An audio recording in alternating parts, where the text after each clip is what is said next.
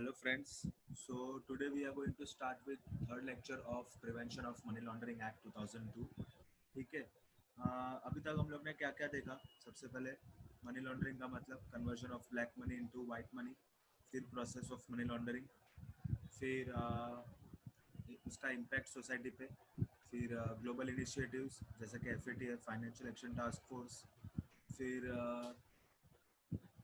India का initiative prevention of money laundering act 2002, फिर important definitions देखे उसके, फिर उसके सेकंड लेक्चर में सारी अथॉरिटीज़ देखी, ED, adjudicating authority, appellate tribunal, फिर स्पेशल कोर्ट, ठीक है, फिर wasting of property in central government, and then we saw the obligations of reporting entity, that is banking, financial institution and intermediaries.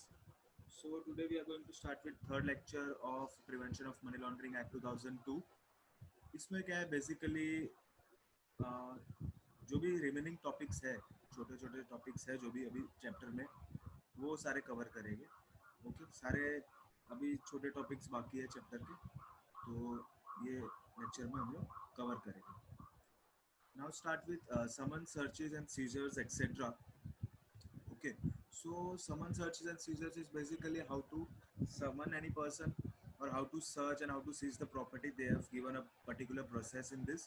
Summon is basically when you have been summoned by court. आपको court ने समन दिया है, तो आप you have to present yourself in the court. आपको court में present होना है, उसको समन कहते हैं। सर्च यानी कि कोई सर्च वारंट आपके ऊपर इश्यू हुआ है, यानी कि आपकी जो प्लेस है वहाँ पे सर्च वारंट होगा, सर्च होगा, कि कोई प्रॉपर्टी, कोई रिकॉर्ड्स तो नहीं छुपे आपके प्रॉपर्टी, आपके प्लेस पे, और अगर ऐसा कोई है तो उसको सीज किया जाएगा, यानी कि जो भी अथॉरिटी जो सर्च कर रही है वो उस रिकॉर्ड को ले लेगी, या फिर जो भी है इस प्रॉपर्टी को ले लेगी, उसको सीजर बोलते हैं बेसिकली। तो यहाँ पे क्या बोला कि कोई भी अथॉरिटी, यानी कि अथॉरिटी की यानी कि क्या, ईडी है, ये एक्ट की अथॉरिटीज, एनफोर्समेंट डायरेक्टरेट, या फिर एजुडिकेटिंग अथॉरिटी है, या फिर अपेलेट ट्रिब्यूनल है, या फिर स्पेशल कोर्ट है। कोई भी authority has reason to believe, यानी कि उनको लग रहा है, उनको एक ऐसा उनको एक डाउट है, या फिर वो ऐसा बोल सकते हैं, उनको ये लग रहा है कि एक पर्टिकुलर कोई भी ऑफेंस कमिट हुआ है ये एक्ट का, यानी कि ये एक्ट का जो ऑफेंस है प्रिवेंशन ऑफ मनी लॉन्ड्रिंग, ये ऑफेंस कमिट हुआ है, या तो किसी ने, कोई पर्सन ने अपने प्लेस पे कंसील्ड किया है, यानी कि छुपाया है, या फिर कोई और चीज़ कंसील्ड किया है, जैसे कि उसके पास कोई पर्टिकुलर प्रॉपर्टी है, उसका पोजेशन है, वो छुपा के रखा है, फिर वो उसका ओनर है, ये चीज़ छुपा के रखी अथॉरिटी से, या फिर he has the ultimate control over him, ये चीज़ छुपा के रखी है कि, या फिर कोई प्रोसीड्स ऑफ उसने क्राइम किया।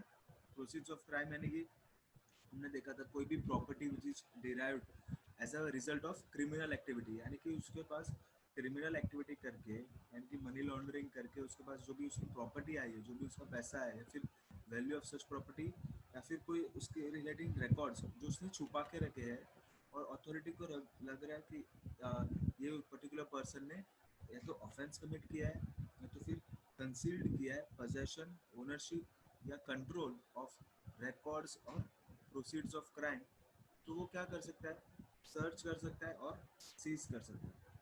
ओके, तो भी अथॉरिटी को लग रहा है कि या तो पर्टिकुलर पर्सन ने ऑफेंस कमिट किया है, या तो छुपा के रखा है, कंसील किया है, क्या उसका पोजेशन उसके पास है, या तो ओनरशिप, या तो control of what, of records, कोई भी रिकॉर्ड है जो रिलेटेड टू मनी लॉन्ड्रिंग है, प्रॉपर्टी पेपर्स बोलो, कोई भी रिकॉर्ड एक्सेट्रा, या फिर प्रोसीड्स ऑफ क्राइम, या फिर वो उस मनी लॉन्ड्रिंग करके जो प्रॉपर्टी खरीदी गई है वो, यानी कि या फिर जो भी ऑफेंस कमिट करके जो भी प्रॉपर्टी खरीदी गई है वो, या फिर वैल्यू ऑफ सच प्रॉपर्टी, वो उसने छुपा के रखा है, और अथॉरिटी को लग रहा है कि पर्टिकुलर पर्सन ने छुपा के रखा है, तो उसको क्या कर सकता है, सर्च कर सकता है और सीज कर सकता है। सर्च करने का एक प्रोसीजर बताया है इसमें कि सर्च कैसे करेंगे, कि सबसे पहले तो he can enter into any place with in his limits, यानी कि अथॉरिटी है पर्टिकुलर ज्यूरिसडिक्शन की, तो उसका जो ज्यूरिसडिक्शन है, फॉर एग्जांपल महाराष्ट्र से रिलेटेड है, थाने से रिलेटेड है, जो अथॉरिटी है उसका पर्टिकुलर ज्यूरिसडिक्शन है महाराष्ट्र, महाराष्ट्र गवर्नमेंट की अथॉरिटी, तो उसका ज्यूरिसडिक्शन महाराष्ट्र गवर्नमेंट है, महाराष्ट्र स्टेट है। Outside jurisdiction he can not enter into any place. Okay, inside jurisdiction he can enter into any place within his limits. वो कोई भी प्लेस में एंटर कर सकता है विद इन हिज लिमिट्स यानी कि विद इन हिज जुरिस्डिक्शन. फिर place identification marks on records inspected, यानी कि वहाँ पे जाके उसने जो भी रिकॉर्ड्स इंस्पेक्ट किए हैं तो उसके ऊपर एक आइडेंटिफिकेशन मार्क्स लगा सकता है. या फिर हम लोग देखते हैं ना कोई भी जैसे कि कंगना रनौत का घर तोड़ दिया था, उसके पहले एक दिन उसके पहले नोटिस लगाया था. तो कैसे लगाया था, उसके गेट के ऊपर लगा दिया था कि उसको 24 आवर्स का नोटिस पीरियड दिया है. तो वैसे कोई भी एक आइडेंटिफिकेशन मार्क लगा देते हैं जो भी रिकॉर्ड इंस्पेक्ट किया है उसके ऊपर. फिर हम लोग देखते हैं वो ताला लगा देते हैं कपड़े में बांध के, उसके ऊपर वो लाल कलर का स्टैम्प लगा देते हैं. तो ऐसे कोई भी आइडेंटिफिकेशन मार्क्स लगा सकते हैं ऑन रिकॉर्ड्स इंस्पेक्टेड. और अगर कोई भी वहाँ पे से कोई भी पेपर्स मिल रहे, कागजात मिल रहे, रिकॉर्ड्स मिल रहे, तो उसका क्या कर सकते हैं, या तो रिकॉर्ड्स को अपने साथ ले सकते हैं या तो फिर उसकी कॉपीज निकाल सकते हैं, जेरोक्स निकाल सकते हैं और अपने लिए रिकॉर्ड के लिए रख सकते हैं. तो तीसरा पॉइंट क्या है, एक्सट्रैक्ट और take copies. They can extract और टेक कॉपीज. ठीक है, प्लेस में गए, आइडेंटिफिकेशन मार्क लगाया, रिकॉर्ड्स को इंस्पेक्ट किया, उसके ऊपर आइडेंटिफिकेशन मार्क्स लगाया, फिर वो रिकॉर्ड्स का एक्सट्रैक्ट लिया, फिर कॉपीज ली और एक उसका एक लिस्ट बना सकते हैं कि कौन सी प्रॉपर्टी उन्होंने चेक करी है. ठीक है, तो क्या है fourth point, make inventory of property check. Inventory is basically what, a detailed list. Basically inventory यानी कि वो स्टॉक वाला नहीं, आपको कंफ्यूजन ना हो इसलिए मैंने यहाँ पे इन्वेंटरी का मतलब भी लिखा हुआ है, मीनिंग भी लिखा हुआ है. A detail list, for example एक लिस्ट बना दिया कि कौन सी प्रॉपर्टी चेक की है. ओके, और record the statement of person present. कोई वहाँ पे पर्सन प्रेजेंट है, फॉर एग्जांपल वहाँ का ड्यूटी पे जो पर्सन है, जो वॉचमैन है या फिर कोई अदर पर्सन आजू बाजू में रहता है, उनसे उन्होंने कुछ पूछताछ की है, तो उसका स्टेटमेंट जो है उसके रिगार्डिंग उसको रिकॉर्ड कर सकते हैं. Record the statement of person present. और ये सब चीज़ होने के बाद जो भी प्रॉपर्टीज़ है यानी कि जो या फिर जो भी रिकॉर्ड्स है उसको क्या कर सकते हैं, सीज कर सकते हैं. ओके, सिंपल है. सर्च एंड सीज कैसे, समन सर्च एंड सीजर.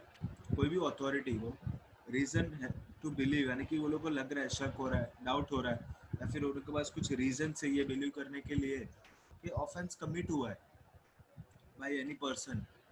तो या फिर कोई कोई भी पर्सन छुपा रहा है पोजेशन, ओनरशिप या कंट्रोल, क्या रिकॉर्ड्स या फिर प्रोसीड्स ऑफ क्राइम का, तो वो क्या करेगा, सर्च करेगा और सीज करेगा. उसको सबसे पहले तो सर्च करेगा, फिर उसको सीज कर देगा. तो सर्च करने का एक पर्टिकुलर प्रोसीजर पॉइंट्स बताए कोई कोई कि कैसे करेगा सर्च. तो एक एंटर कर सकता है वो any place with in his limits. उसके जुरिस्डिक्शन में जो भी प्लेस है वहाँ पे उसके पास अथॉरिटी है, कोई भी प्लेस में वो एंटर कर सकता है विद इन हिज लिमिट्स. फिर place identification marks on records inspected. जो भी रिकॉर्ड्स इंस्पेक्ट किए हैं उसके ऊपर आइडेंटिफिकेशन मार्क्स लगा सकता है कि ये particular record inspected by authority. वैसे एक आइडेंटिफिकेशन मार्क लगा सकता है. ठीक है, ताकि वो पर्सन को भी पता चले कि हाँ मेरे प्रॉपर्टी को इंस्पेक्ट किया गया है बाय अ पर्टिकुलर अथॉरिटी. फिर और क्या कर सकते हैं, जो भी उसको वहाँ से रिकॉर्ड्स मिलते हैं, पेपर्स मिलते हैं, कागजात मिल सकते हैं, वो तो उसके साथ ले सकते हैं या तो उसकी कॉपी निकाल सकते हैं. एक्सट्रैक्ट और टेक कॉपीज.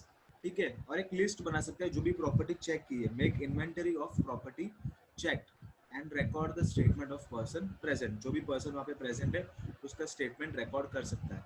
ओके, और उस ये सब सर्च का प्रोसीजर है. ये सर्च ऐसे कर दिया, फिर क्या करेगा, प्रॉपर्टी को सीज कर सकता है वो प्रॉपर्टी या तो रिकॉर्ड को. ठीक है, उसको लगता है कि ऑफेंस कमिट हुआ है या फिर कंसील्ड किया है पोजेशन, ओनरशिप या कंट्रोल ऑफ रिकॉर्ड्स और प्रोसीड्स ऑफ क्राइम. तो कैसे करेगा search, enter the place, place identification marks, extract or take copies, make inventory of property checked and record the statement of person present. 5 points. Enter कर सकता है place, identification marks लगा सकता है, extract कर सकता है कॉपीज को, या फिर और इन्वेंट्री बना सकता है, प्रॉपर्टी चेक की और रिकॉर्ड कर सकता है statement of person present. EIEIR. Okay, enter, identification marks, extract, inventory, and record. You can remember it like that. EIEIR. Enter, identification marks, extract, inventory, and record the statement of persons present, ये सब कर दिया search में, फिर क्या कर सकते हैं, सीज कर सकते हैं वो रिकॉर्ड या प्रॉपर्टी को। तो समन सर्च एंड सीजर्स, ठीक है, बेसिकली छोटा सा टॉपिक था, इतना ही टॉपिक था, कैसे करते सर्च उसके ऊपर था। ओके, अभी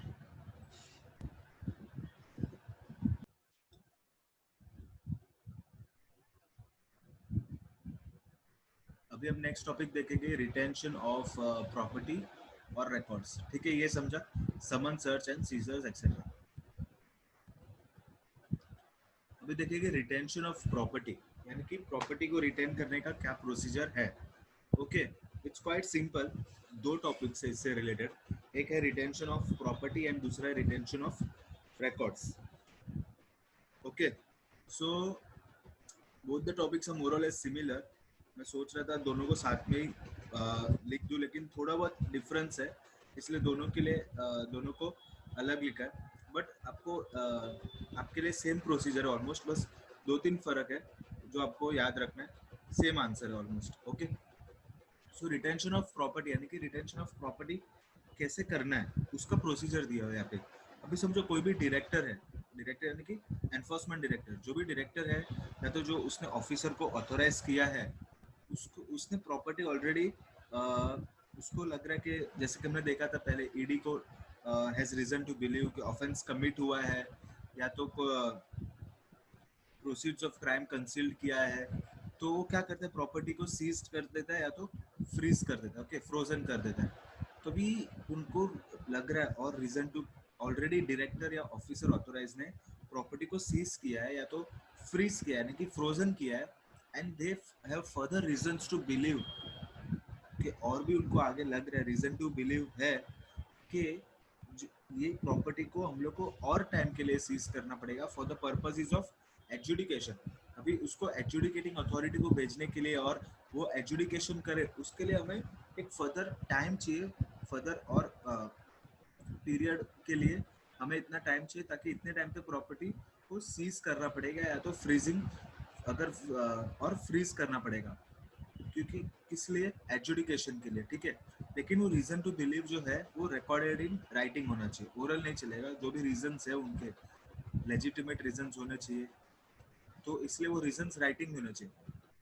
ओके, तो अगर डायरेक्टर या ऑफिसर ऑथोराइज है, उन्होंने ऑलरेडी एक बार प्रॉपर्टी को सीज किया हुआ है या तो फ्रीज किया हुआ है, and they have further reasons to believe that which should be recorded in writing, of course, that that such seizure or such frozen of property should continue, किसके लिए, ये जो सीज किया हुआ है प्रॉपर्टी या तो फ्रीजिंग किया हुआ है, वो कंटिन्यू करते और टाइम के लिए कंटिन्यू करना पड़ेगा for the purposes of adjudication, ठीक है, एडजुडिकेशन पर्पसेस के लिए उन्हें और टाइम के लिए वो प्रॉपर्टी को सीज करके रखना है बेसिकली।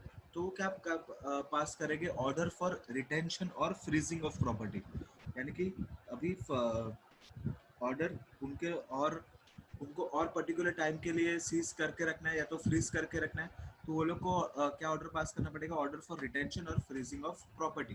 तो जैसे ही वो लोग ने ऑर्डर फॉर रिटेंशन या तो फ्रीजिंग ऑफ प्रॉपर्टी पास किया, तो ये ऑर्डर जो पास किया है, ये ऑर्डर उनके पास एक टाइम लिमिट है कि इतने टाइम से ज़्यादा के लिए वो ऑर्डर पास नहीं कर सकते, यानी कि ये जो फ्रीजिंग के लिए या फिर रिटेंशन ऑफ प्रॉपर्टी के लिए उन्होंने जो ऑर्डर पास करते हैं, वो period not exceeding 180 days, 180 days से ज़्यादा के लिए वो लोग कोई भी प्रॉपर्टी को सीज नहीं कर सकते या तो फ्रीज नहीं कर सकते, इसलिए जो भी ऑर्डर पास करते हैं वो 180 डेज से ज़्यादा के लिए पास नहीं कर सकते। ठीक, ठीक है, तो क्या बेसिकली क्या है, जो भी डायरेक्टर है वो तो ऑफिसर ऑथोराइज है, उन्होंने ऑलरेडी एक बार प्रॉपर्टी को सीज कर लिया या तो फ्रीज कर लिया, और उन्होंने उनको फर्दर रीजन टू बिलीव है कि और पर्टिकुलर हम लोग को इसके ऊपर और सर्च करना है और रिसर्च करना है, और जो भी एजुडिकेशन के लिए हमें ये काम आ सकता है data, for the purposes of adjudication हम लोग को जो सीजर है या फ्रीजिंग उसको कंटिन्यू करना है, तो क्या पास करेंगे, ऑर्डर पास करेंगे रिटेंशन और फ्रीजिंग ऑफ प्रॉपर्टी के लिए, but that order should be not exceeding period what, how much, 180 days, 180 days से ज़्यादा के लिए वो ऑर्डर पास नहीं कर सकते, यानी कि 180 डेज से ज़्यादा के लिए वो लोग प्रॉपर्टी को सीज नहीं कर सकते या तो फ्रीज नहीं कर सकते, ठीक है। जैसे ही 180 डेज के लिए उन्होंने ऑर्डर पास किया, तो एक जो कॉपी ऑफ ऑर्डर है सील्ड एनवेलप में उनको एडजुडिकेटिंग अथॉरिटी को भी फॉरवर्ड करना कंपलसरी है। जैसे ही वो ऑर्डर पास किया, 180 डेज के लिए फर्दर फ्रीज किया, तो वो सेम जो ऑर्डर का कॉपी है वो एडजुडिकेटिंग अथॉरिटी को भी उन्हें फॉरवर्ड करना होगा एक सील्ड एनवेलप में। ठीक है, अभी उन्होंने क्या किया, 180 डेज के लिए और फ्रीज कर दिया प्रॉपर्टी को और सीज कर दिया एडजुडिकेशन के लिए। अभी 180 डेज खत्म होने आया, 180 डेज खत्म होने के बाद क्या होगा, प्रॉपर्टी रिलीज हो जाएगी कि नहीं होगी। तो क्या बोला है, आफ्टर एक्सपायरी ऑफ 180 डेज, जैसे वन यानी कि एक्सपायरी ऑफ सेड पीरियड, जितने टाइम के लिए फ्रीज किया हुआ है, 180 days is the maximum limit. ज़्यादा से ज़्यादा 180 डेज के लिए फ्रीज कर सकते हो, उससे ज़्यादा के लिए सीजर नहीं कर सकते। तो अभी एक्सपायरी ऑफ 180 डेज हुआ, यानी कि या फिर जितने दिन के लिए फ्रीज किया था या तो सीजर किया था, उसके वो expiry of such time, expiry के बाद, वो टाइम के बाद अगर एडजुडिकेटिंग अथॉरिटी को भी लग रहा है, एडजुडिकेटिंग अथॉरिटी को लग रहा है कि property is prima facie involve in money laundering, तो वो क्या करेगा, फर्दर बियॉन्ड 180 डेज के लिए परमिशन दे देगा रिटेंशन या तो फ्रीजिंग ऑफ प्रॉपर्टी का।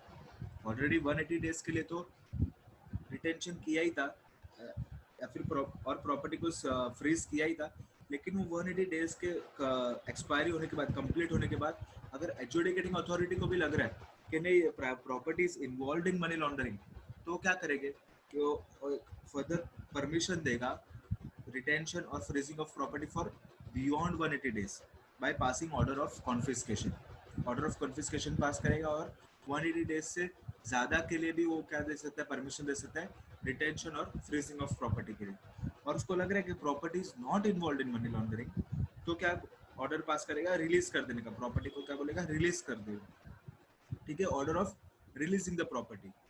ओके, लेकिन ये जब भी एडजुडिकेटिंग अथॉरिटी ने ऑर्डर पास किया रिलीजिंग का, इसमें एक कैच है कि order of releasing the property जैसे ऑर्डर पास किया रिलीज करने के लिए, तो डायरेक्टली वो पर्सन को प्रॉपर्टी नहीं मिल जाएगी।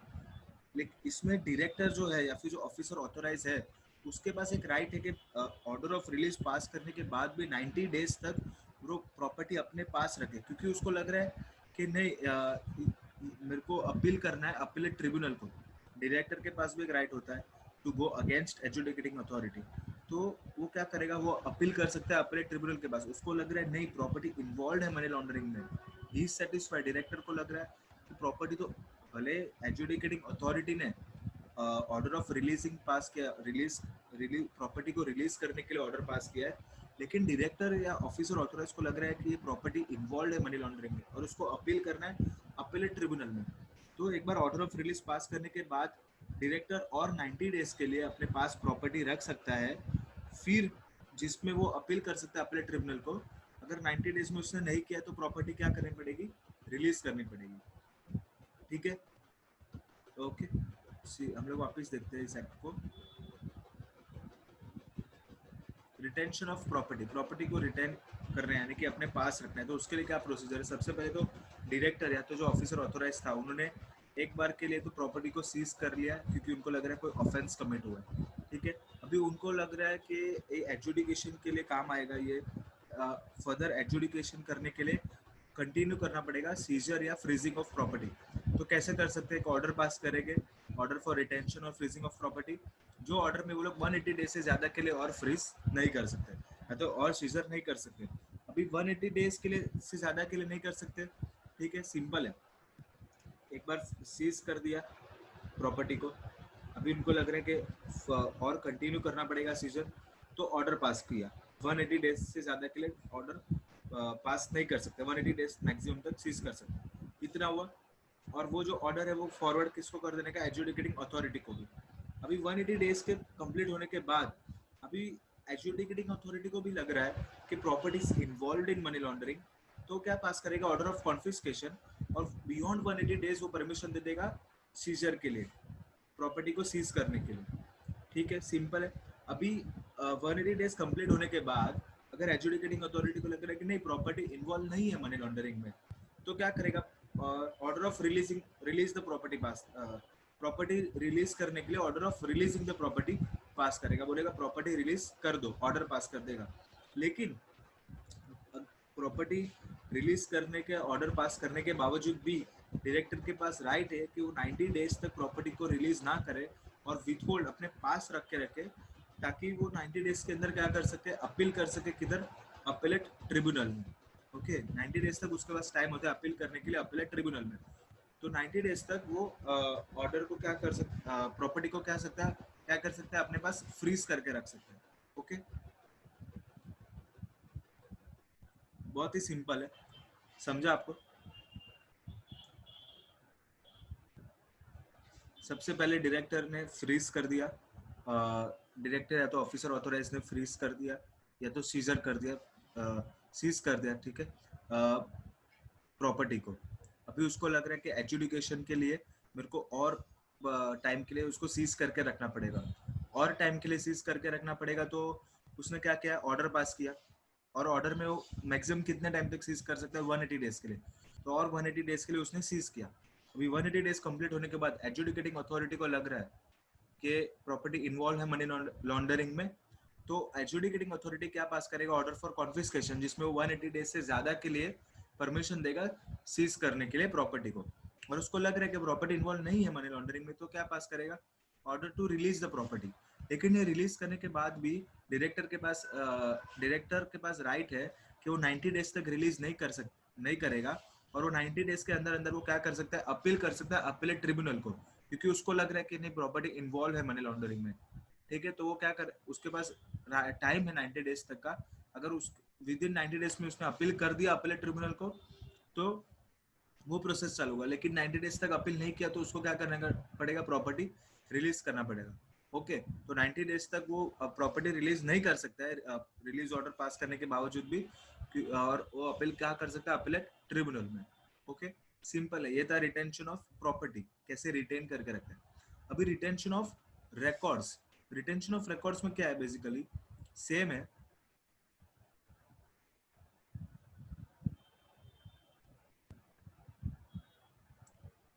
रिटेंशन ऑफ रिकॉर्ड्स भी सेम है। सबसे पहले इन्वेस्ट, या इसमें क्या, कौन होगा अथॉरिटी, इन्वेस्टिगेटिंग ऑफिसर होगा या तो कोई भी ऑफिसर ऑथोराइज होगा। अभी कोई भी जो भी ऑफिसर ऑथोराइज है या तो इन्वेस्टिगेटिंग ऑफिसर है, उसने क्या किया है, रिकॉर्ड्स को ऑलरेडी सीज कर दिया है या तो उसको फ्रोजन कर दिया, यानी कि फ्रीज कर दिया बेसिकली। ठीक है, अभी एक बार रिकॉर्ड उसने सीज कर लिया, लेकिन उसके पास रीजन टू बिलीव है कि इसको और टाइम के लिए सीज करके रखना पड़ेगा for the purposes of what, inquiry के लिए। कोई भी रिकॉर्ड्स है उसके पास, उसको उसके ऊपर और इंक्वायरी निकालना है। फॉर एग्जांपल, अभी समझो ये जो ड्रग्स का केस हो रहा है, रिया चक्रवर्ती एंड ऑल, दीपिका पादुकोण भी उसमें इन्वॉल्व है, ऐसा आ रहा है बार के वो ड्रग चैट के ग्रुप की एडमिन थी।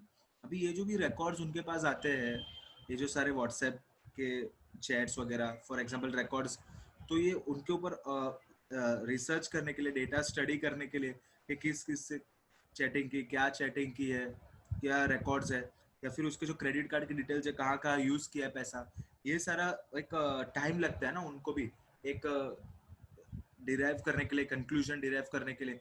तो उनको क्या लगता है, रीजन टू बिलीव है कि इंक्वायरी और करने के लिए हमें क्या करना पड़ेगा, इसको और टाइम के लिए इसको कंटिन्यू करना पड़ेगा, रिकॉर्ड्स को सीज और टाइम के लिए करना पड़ेगा। तो वो लोग कर सकते हैं और टाइम के लिए सीज, लेकिन वापस इसमें सेम क्या, 180 डेज से ज्यादा के लिए रिकॉर्ड्स को सीज नहीं कर सकते।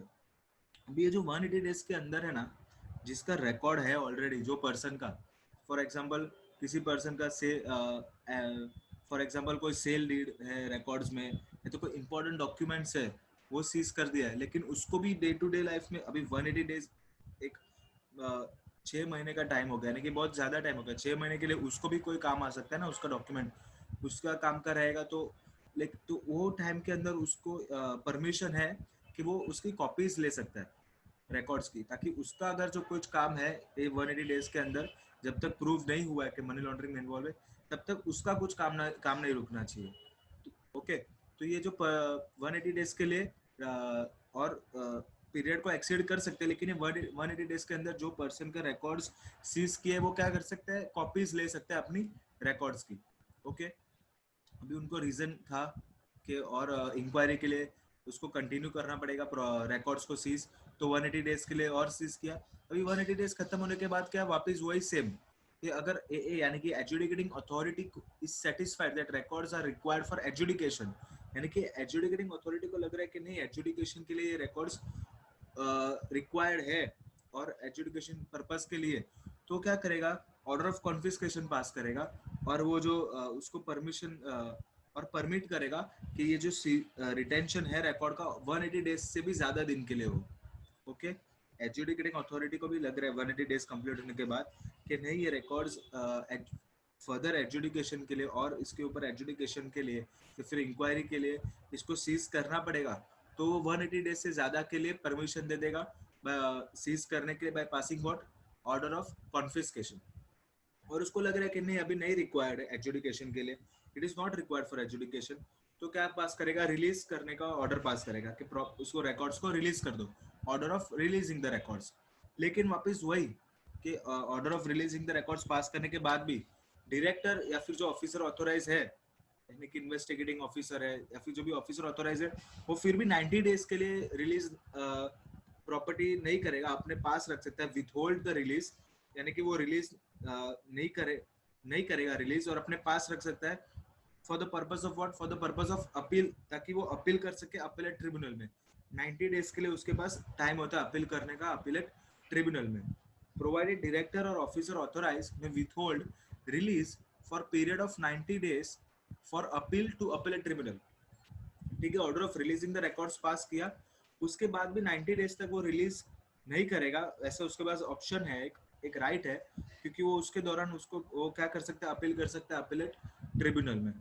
ओके, ये था सेम रिटेंशन ऑफ रिकॉर्ड्स के लिए, जैसे रिटेंशन ऑफ प्रॉपर्टी था वैसे ये रिटेंशन ऑफ रिकॉर्ड्स सेम है बेसिकली। कोई भी ऑफिसर ऑथोराइज है जिसने ऑलरेडी प्रॉपर्टी है या तो रिकॉर्ड है उसको सीज कर लिया है या तो फ्रीज कर लिया और उसको लग रहा है कि फर्दर इंक्वायरी के लिए या फिर एजुकेशन के लिए मुझे इसको फ्रीज करके रखना पड़ेगा, तो क्या करेगा, 180 डेज के लिए सीज कर देगा बाय पासिंग द ऑर्डर। अब ये 180 डेज के बाद एजुकेटिंग अथॉरिटी के पास जाएगा, एजुकेटिंग अथॉरिटी को भी लग रहा है कि नहीं ये प्रॉपर्टी इन्वॉल्व है मनी लॉन्ड्रिंग में, इसको एजुकेशन के लिए और टाइम देना चाहिए, तो ऑर्डर ऑफ कॉन्फिस्केशन पास करेगा और 180 डेज से ज्यादा टाइम देगा सीज करने के लिए रिकॉर्ड्स को या तो प्रॉपर्टी को, और अगर नहीं इन्वॉल्व है तो order of releasing the property या तो रिकॉर्ड्स पास करेगा। लेकिन रिलीज करने के बाद भी जो डायरेक्टर है जिसने फ्रीज किया हुआ है ऑलरेडी प्रॉपर्टी को या तो रिकॉर्ड्स को, वो 90 डेज तक अपने पास रख सकता है प्रॉपर्टी, क्यों, ताकि वो अपील कर सके अपीलेट ट्रिब्यूनल में। As simple as that, very short topic. इसको एक चार्ट में बना दिया है ताकि आप इजीली एग्जाम डे पे इतना चार्ट देख के, एक स्टोरी फॉर्म है, स्टोरी लाइन है, ऐसे याद करके आप एग्जाम में लिख सकते हो। रिटेंशन ऑफ प्रॉपर्टी या तो रिटेंशन ऑफ रिकॉर्ड्स जो भी आता है मोर और less they are same. Okay, now we will see presumption in interconnected transactions। इसका मतलब क्या है बेसिकली, अगर आप इंक्वायरी कर रहे हो कोई भी पर्टिकुलर ट्रांजैक्शन की मनी लॉन्ड्रिंग में इन्वॉल्व है या नहीं है, या फिर आप ये देख रहे हो कि जो भी इंक्वायरी चालू है, आप जो भी ट्रांजैक्शन है उसके ऊपर इंक्वायरी चालू है और बहुत सारे ट्रांजैक्शंस इंटरलिंक है, ठीक है, और उसमें बहुत सारे ट्रांजैक्शंस है, पर उसमें से समझो चार 2-3 ट्रांजैक्शन है, ठीक है, लेकिन उसमें से समझो 5 ट्रांजैक्शन है फॉर एग्जांपल, उसमें से 3 ट्रांजैक्शन प्रूव हो गया कि ये मनी लॉन्ड्रिंग में इन्वॉल्व है। ओके, लेकिन बाकी के 2 ट्रांजैक्शन है ना, वो कैसे तो प्रूव नहीं हो पा रहा है कि मनी लॉन्ड्रिंग में इन्वॉल्व है, तो उसको क्या किया जाएगा, प्रिज्यूम किया जाएगा कि ये भी इससे रिलेटेड कनेक्टेड ही ट्रांजैक्शन है और ये भी मनी लॉन्ड्रिंग में इन्वॉल्व है, अनलेस प्रूव्ड अदरवाइज। ये ऑप्शन है कि अगर वो जो रिमेनिंग ट्रांजैक्शन है वो कुछ और पर्पस के लिए है, ऐसा प्रूव हो गया तो ठीक है। जो 5 ट्रांजैक्शन है फॉर एग्जांपल, और जो 5 ट्रांजैक्शन है मनी लॉन्ड्रिंग में इन्वॉल्व है, उसमें से 3 प्रूव हो गए कि ये जो 3 ट्रांजैक्शन है उससे मनी लॉन्ड्रिंग हुआ है, लेकिन बाकी के 2 ट्रांजैक्शंस प्रूव नहीं हो पा रहे और कि मनी लॉन्ड्रिंग में इन्वॉल्व है कि नहीं है, तो उसको क्या किया जाएगा, माना जाएगा, प्रिज्यूम किया जाएगा कि ये भी इंटरकनेक्टेड ट्रांजैक्शंस है और ये भी मनी लॉन्ड्रिंग में इन्वॉल्व है। लेकिन अगर वो जो 2 ट्रांजैक्शन है अगर वो प्रूफ हो सकता है कि नहीं ये मनी लॉन्ड्रिंग में इन्वॉल्व नहीं है, तो फिर उसको प्रिज्यूम नहीं किया जाएगा कि मनी लॉन्ड्रिंग में इन्वॉल्व था, यानी कि अनलेस प्रूव्ड अदरवाइज। अगर कुछ और प्रूव हो रहा है तब तक ठीक है, अगर नहीं हो रहा है तो उसको भी यही माना जाएगा कि मनी लॉन्ड्रिंग में इन्वॉल्व है। ओके, अभी देखो ये जो दीपिका पादुकोण है उसका एग्जांपल ले, तो इस ड्रग चैट का जो ग्रुप था उसकी एडमिन थी वो, व्हाट्सएप ग्रुप का। अभी इसको जब भी पूछा गया कि ये आपने लिखा है माल कहाँ है ब्रो, माल, माल यानी कि ड्रग्स, ब्रो यानी कि पूछा है माल ब्रो, फिर क्वेश्चन मार्क। तो उसको एनसीबी वाले इन्वेस्टिगेशन के टाइम पूछते हैं कि ये आपने क्या लिखा है, माल यानी कि मतलब क्या है, माल ब्रो का माल यानी कि मतलब क्या, बेसिकली यही है ड्रग्स। तो दीपिका पादुकोण क्या बोलती है कि वो मैंने मालबोरो लिखा है यानी कि जो सिगरेट कंपनी है, लेकिन वो ऑटो करेक्ट के वजह से यानी कि ऑटो करेक्ट की वजह से वो माल ब्रो हो गया। मैंने लिखा था माल बोरो सिगरेट कंपनी, और वो हो गया माल ब्रो। यानी कि आप समझ रहे हो, वो तो उल्लू बना रही है, क्लियर दिख रहा है। लेकिन अभी बाकी सारे चैट्स अगर आप देखोगे ओवरऑल कि जो ड्रग्स की बातें चल रही है उसमें, तो ऑफ कोर्स ये माल का मतलब भी ड्रग ही हुआ ना, ठीक है। तो वैसे अगर कोई भी ट्रांजैक्शन हो या फिर कोई भी ट्रांजैक्शन के अलावा भी कोई भी इंटरकनेक्टेड मैटर हो, उसको भी प्रिज्यूम किया जाएगा कि मनी लॉन्ड्रिंग से रिलेटेड या फिर वो पर्टिकुलर ऑफेंस से रिलेटेड ही है। ओके, अगर आप कोई ट्रांजैक्शन करते हो, बहुत सारे ट्रांजैक्शंस करते हो, जैसे कि मनी लॉन्ड्रिंग में हम लोग ने देखा स्टार्टिंग के एग्जांपल में, तो उसमें से एक आधा ट्रांजैक्शन आपने इतना प्रूव नहीं भी हो पाता है कभी कभी अथॉरिटी से, लेकिन जो रिमेनिंग ट्रांजैक्शन है वो प्रूव हो गया कि मनी लॉन्ड्रिंग में इन्वॉल्व है। तो जो नहीं प्रूव हो पाया उसको भी क्या माना जाएगा कि हाँ ये मनी लॉन्ड्रिंग में इन्वॉल्व है। Okay, presumption in interconnected transaction बहुत ही सिंपल है, where money laundering involves two और more transactions out of which one और more transactions prove to be involved in money laundering. एक या दो ट्रांजैक्शंस इन्वॉल्व है मनी लॉन्ड्रिंग में, प्रूव हो गया है, तो remaining transactions will be presume, माना जाएगा यानी कि to be involved in money laundering unless proved otherwise. Okay, simple है काफी। अभी हम लोग देखते हैं अपीलेट ट्रिब्यूनल। अपीलेट ट्रिब्यूनल यानी कि क्या है, अभी हमने देखा कि सबसे पहले नीचे अथॉरिटी आती है एनफोर्समेंट डायरेक्टरेट यानी कि ईडी, उसके ऊपर आती है एडजुडिकेटिंग अथॉरिटी। एडजुडिकेटिंग अथॉरिटी के ऊपर कौन सी अथॉरिटी आती है, अपीलेट ट्रिब्यूनल, जहाँ पे आप अपील कर सकते हो। ओके, एडजुडिकेटिंग अथॉरिटी के ऊपर अपीलेट ट्रिब्यूनल और अलग से एक स्पेशल कोर्ट। तो अपीलेट ट्रिब्यूनल का क्या है बेसिकली, हम नीचे से देखेंगे इसको, स्टार्ट फ्रॉम द बिलो। सबसे पहले तो आप, हमने देखा कि ईडी है वो क्या करता है, फाइल कंप्लेन करता है, कंप्लेन फाइल करता है किसके पास, एडजुडिकेटिंग अथॉरिटी के पास। फिर एडजुडिकेटिंग अथॉरिटी वो सबको समन करता है, रिकॉर्ड्स के लिए बुलाता है, फिर ईडी का सुनता है वगैरह, हम लोग ने आगे देखा प्रोसीजर में। फिर क्या करता है, ऑर्डर पास करता है कि इन्वॉल्व है प्रॉपर्टी मनी लॉन्ड्रिंग में या तो इन्वॉल्व नहीं है। तो यहाँ पे क्या बोला है, सबसे पहले ऑर्डर ऑफ एडजुडिकेटिंग अथॉरिटी और अदर अथॉरिटीज। जैसे ही कोई ऑर्डर आता है एडजुडिकेटिंग अथॉरिटी का या अदर अथॉरिटी का जो इन्वॉल्व है, ऑर्डर यानी कि क्या कि प्रॉपर्टी इन्वॉल्व है मनी लॉन्ड्रिंग में या तो नहीं है। भी वो अभी समझो किसी का कोई पर्सन था पर्टिकुलर, और ए यानी कि एडजुडिकेटिंग अथॉरिटी ने ऑर्डर पास किया कि वो प्रॉपर्टी मनी लॉन्ड्रिंग में इन्वॉल्व है, ठीक है। लेकिन वो person, that person is dissatisfied from the order, उसको लग रहा है नहीं ये प्रॉपर्टी इन्वॉल्व नहीं है मनी लॉन्ड्रिंग में।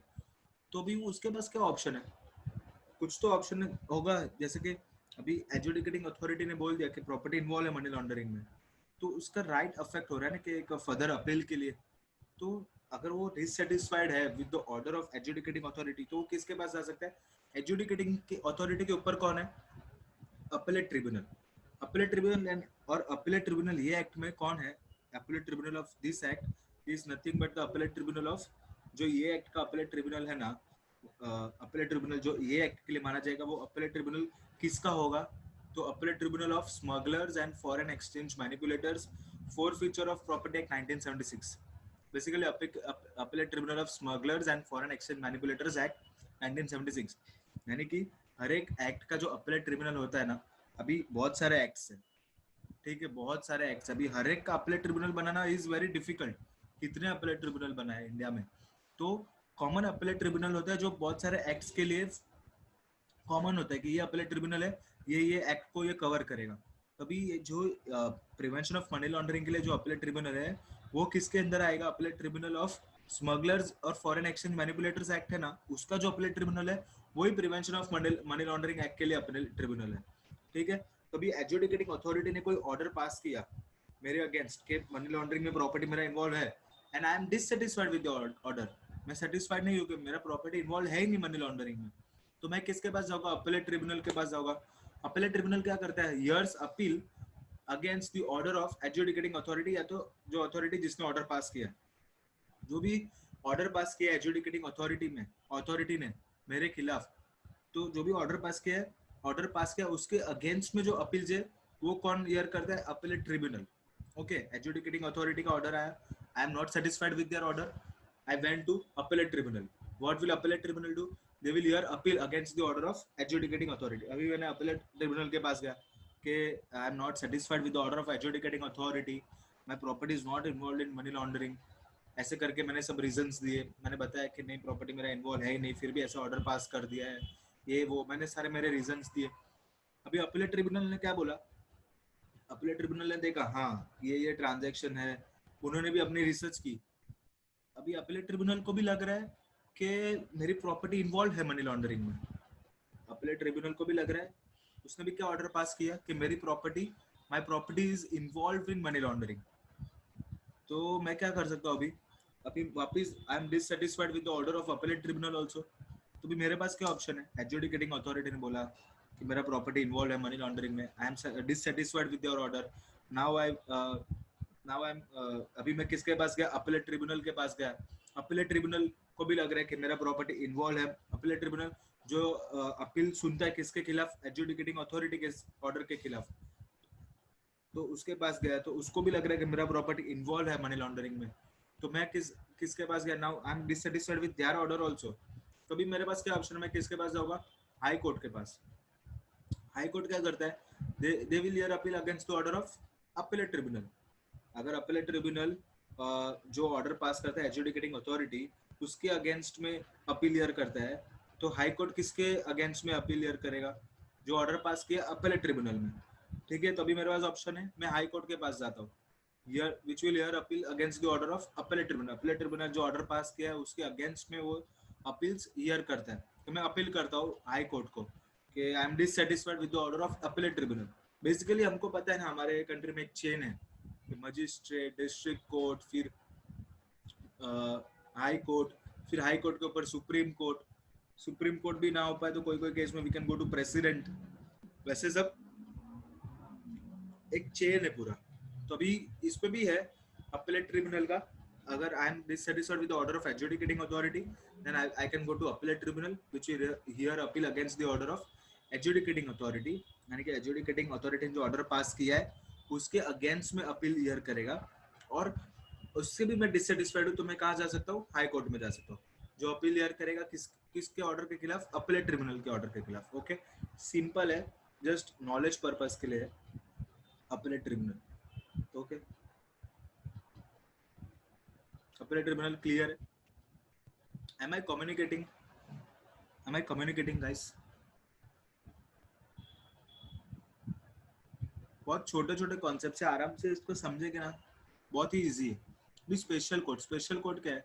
स्पेशल कोड्स आर वन और more courts of session, as we saw in definition. Special court is nothing but designated court of session। और कोर्ट ऑफ सेशन यानी कि क्या होता है? बेसिकली जो क्रिमिनल कोर्ट होता है उसको क्या बोलते हैं? Court of session. और जो कोर्ट ऑफ सेशन जो डेजिग्नेट किए गए ये एक्ट के लिए एज ए स्पेशल कोर्ट, वो स्पेशल कोर्ट हो जाएगा ये एक्ट का। ठीक है, तो स्पेशल कोर्ट्स आर वन और more courts of session specified as special court or court specified in the notification by central government in consultation with chief justice of high court।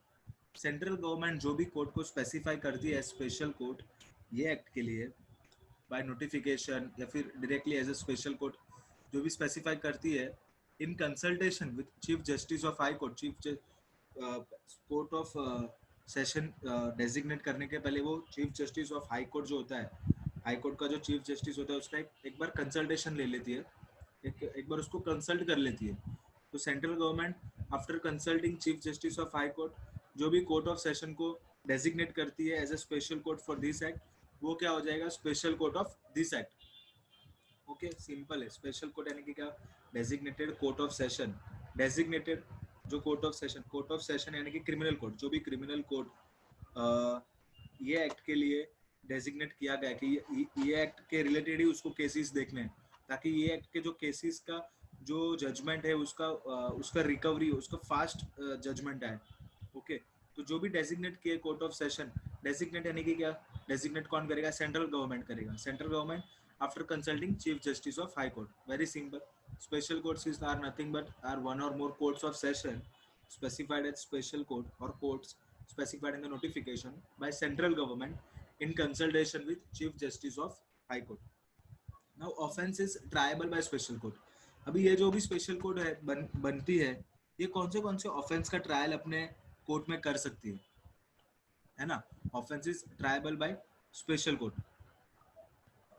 तो ये जो भी स्पेशल कोर्ट है ना, उसके jurisdiction में जो भी ऑफेंस कमिट हुए उसका ट्रायल कर सकती है कोर्ट का।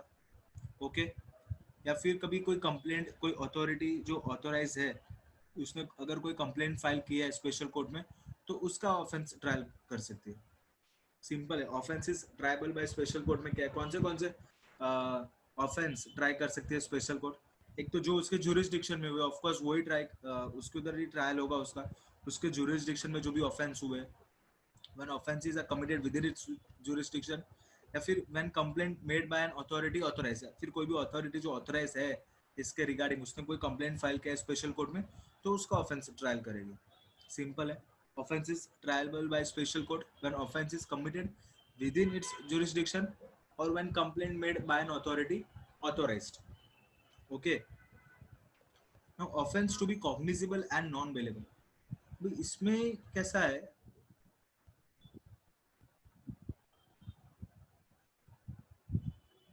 इसमें ये जानने, इसमें कैसा है offence is, just a second. Okay, offences to be cognizable and non bailable. तो सबसे पहले तो मैं आपको ये बता दूं कि ये एक्ट में जो भी ऑफेंस कमिट होता है वो कॉग्निजेबल होता है और नॉन बेलेबल होता है। यानी कि कॉग्निजेबल यानी कि क्या, बेसिकली अरेस्ट विदाउट वारंट। यानी कि नॉर्मली अगर किसी पर्सन को अरेस्ट करना होता है तो उसके लिए वारंट चाहिए, आपको कोर्ट से वारंट चाहिए कोई भी पर्सन को अगर आपको अरेस्ट करना है। लेकिन अगर वो कॉग्निजेबल ऑफेंस होता है तो उसके लिए अरेस्ट करने के लिए वारंट की जरूरत नहीं है। ठीक है। There are two types of offences, basically cognizable and non cognizable. ठीक है। व्हेन कॉग्निजेबल ऑफेंस यानी कि बेसिकली जो सीरियस क्राइम्स होते हैं जैसे कि रेप, मर्डर वगैरह, तो उसके लिए कॉग्निजेबल ऑफेंस के लिए cognizable offences are those offences where arrest without warrant, यानी कि अरेस्ट करने के लिए वारंट की जरूरत नहीं है। और जो नॉन कॉग्निजेबल ऑफेंसेस वो छोटे ऑफेंसेस है, जैसे कि आपने कोई जैसे कि कोई कॉन्ट्रैक्ट ब्रीच कर दिया, पेमेंट नहीं किया, फॉर एग्जांपल परफॉर्मेंस नहीं किया, वैसा, तो वो नॉन कॉग्निजेबल ऑफेंसेस है जिसके अरेस्ट के लिए आपको कोर्ट से वारंट चाहिएगा। ओके, तो जो भी ऑफेंस ये एक्ट में कमिट होता है वो सारे ऑफेंस कॉग्निजेबल ऑफेंस है जिसके लिए आपको अरेस्ट करने के लिए वारंट की जरूरत नहीं है। Cognizable offence are those offence where warrant is not required for arrest without warrant, अगर आप बोले तो इसमें क्या बोला, एनी पर्सन, और उसने कोई भी ऑफेंस कमिट किया, एनी ऑफेंस कमिटेड, तो सबसे पहले तो सारे ऑफेंस कमिटेड उसको क्या माना जाएगा, कॉग्निजेबल ऑफेंस, यानी कि अरेस्ट विदाउट वारंट होगा उसमें। और अगर उसको रिलीज चाहिए, यानी कि उसको बेल चाहिए, रिलीज होना है जेल से, तो या तो वो बेल पे हो सकता है या तो ओन बॉन्ड, या तो वो लिख के देगा कि while my release, while I am on bail, मैं कुछ भी ऐसा काम नहीं करूँगा, I will be honest and truthful citizen of India. ठीक है, मैं एक बॉन्ड लिख के देता है कि मैं कोई भी ऑफेंस कमिट नहीं करूंगा जब भी मैं बेल पे रहूंगा। ठीक है, तो अगर उसको कभी भी अगर रिलीज होना है तो सबसे पहले पब्लिक जो प्रोसिक्यूटर है, public prosecutor of India, PPI बोल सकते हैं, या फिर बोल सकते हैं जो पब्लिक प्रोसिक्यूटर है, ठीक है, कोई भी पर्सन ने ऑफेंस कमिट किया तो वो कॉग्निजेबल ऑफेंस हो, अभी उसका अरेस्ट हो गया, अभी उसको बेल चाहिए, या तो ओन बॉन्ड पे उसको रिलीज होना है, या तो बेल पे या तो ओन बॉन्ड पे। ओन बॉन्ड यानी कि क्या, वो लिख के देगा कि while I am on release I will not commit any offence, ऐसा एक वो उसका एफिडेविट देगा। ठीक है, तो उसको सबसे पहले एक, उसको जब भी रिलीज का जो ऑर्डर पास करना होगा, उसका रिलीज का ऑर्डर पास होगा, तो रिलीज का ऑर्डर पास होने से पहले पब्लिक प्रोसिक्यूटर को एक चांस दिया जाएगा। पब्लिक प्रोसिक्यूटर को पब्लिक प्रोसिक्यूटर को एक चांस दिए बिना उसका रिलीज का ऑर्डर पास नहीं हो सकता है। और अगर पब्लिक प्रोसिक्यूटर ने उसका जो रिलीज है बाय बेल या ओन बॉन्ड वो अपोज नहीं किया तो वो रिलीज हो जाएगा। लेकिन अगर पब्लिक प्रोसिक्यूटर ने उसका रिलीज है वो अपोज किया तो उसका रिलीज नहीं होगा। ठीक है, समझा? एक पर्सन ने कोई भी ऑफेंस कमिट किया, फिर उसका अरेस्ट हुआ, ठीक है, क्योंकि वो कॉग्निजेबल ऑफेंस है, अरेस्ट विदाउट वारंट अरेस्ट हुआ। अभी उसको रिलीज चाहिए। रिलीज दो टर्म्स पे होते हैं, या तो बेल मिलता है या तो ओन बॉन्ड पे। ओके, अभी उसको रिलीज करने से पहले अगर पब्लिक प्रोसिक्यूटर का कोई ऑब्जेक्शन है और उसने अपोज किया तो उसका रिलीज नहीं होगा। और पब्लिक प्रोसिक्यूटर का कोई ऑब्जेक्शन नहीं है तो उसका रिलीज हो जाएगा। अभी समझो पब्लिक प्रोसिक्यूटर का कोई अपोजिशन नहीं था, उसका रिलीज हो गया। लेकिन पब्लिक प्रोसिक्यूटर का अपोजिशन था, उसने अपोज किया उसके रिलीज को और उसका रिलीज नहीं हुआ, तो वो पर्सन के पास क्या ऑप्शन है? पर्सन के पास ये ऑप्शन है कि वो कोर्ट में जा सकता है। कोर्ट कोर्ट में जाके, अभी कोर्ट के पास गया वो, अभी कोर्ट सेटिस्फाइड है कि हाँ ये गिल्टी नहीं है, या तो अगर उसको बेल दिया तो ये कोई भी ऑफेंस कमिट नहीं करेगा जब भी ये बेल पे है बाहर, तो उसको रिलीज करेंगे। लेकिन कोर्ट भी अगर सेटिस्फाइड नहीं है तो उसको रिलीज नहीं करेंगे। ओके, तो इसका कैसे पूरा प्रोसीजर है? सबसे पहले ऑफेंसेस जो भी कमिट हुए वो तो कॉग्निजेबल है। तो कोई भी पर्सन ने अगर ऑफेंस कमिट किया है, कॉग्निजेबल ऑफेंस तो है वो, every offence is a cognizable offence under this act. तो कोई भी पर्सन ने जो ऑफेंस कमिट किया है और उसको अरेस्ट किया गया है और उसको रिलीज होना है, जेल से बाहर निकलना है, तो कैसे होगा? या तो दो चीज से होता है, बेल पे या तो ओन बॉन्ड पे। बेल पे रिलीज हो सकता है, और ओन बॉन्ड यानी कि वो लिख के देके while I am on release I will not commit any offence, ऐसा एक एफिडेविट, ऐसा एक टेस्टिफाई करके दे, वो टेस्टिमोनी। तो पर वो उसका जो रिलीज ऑर्डर पास करने से पहले पब्लिक प्रोसिक्यूटर के पास एक राइट है कि उसके रिलीज को ऑब्जेक्ट कर सके। तो पब्लिक प्रोसिक्यूटर का पब्लिक प्रोसिक्यूटर को कंसल्ट करना इज अ बोले is a necessity of this case in under this act. उसको रिलीज करने से पहले आपको पब्लिक प्रोसिक्यूटर के पास जाना ही है, कंपलसरी एक्ट में लिखा हुआ है। और अगर पब्लिक प्रोसिक्यूटर ने अपोज किया, अगर अपोज नहीं किया तो रिलीज हो जाएगा। लेकिन अगर पब्लिक प्रोसिक्यूटर ने अपोज किया तो वो रिलीज नहीं होगा।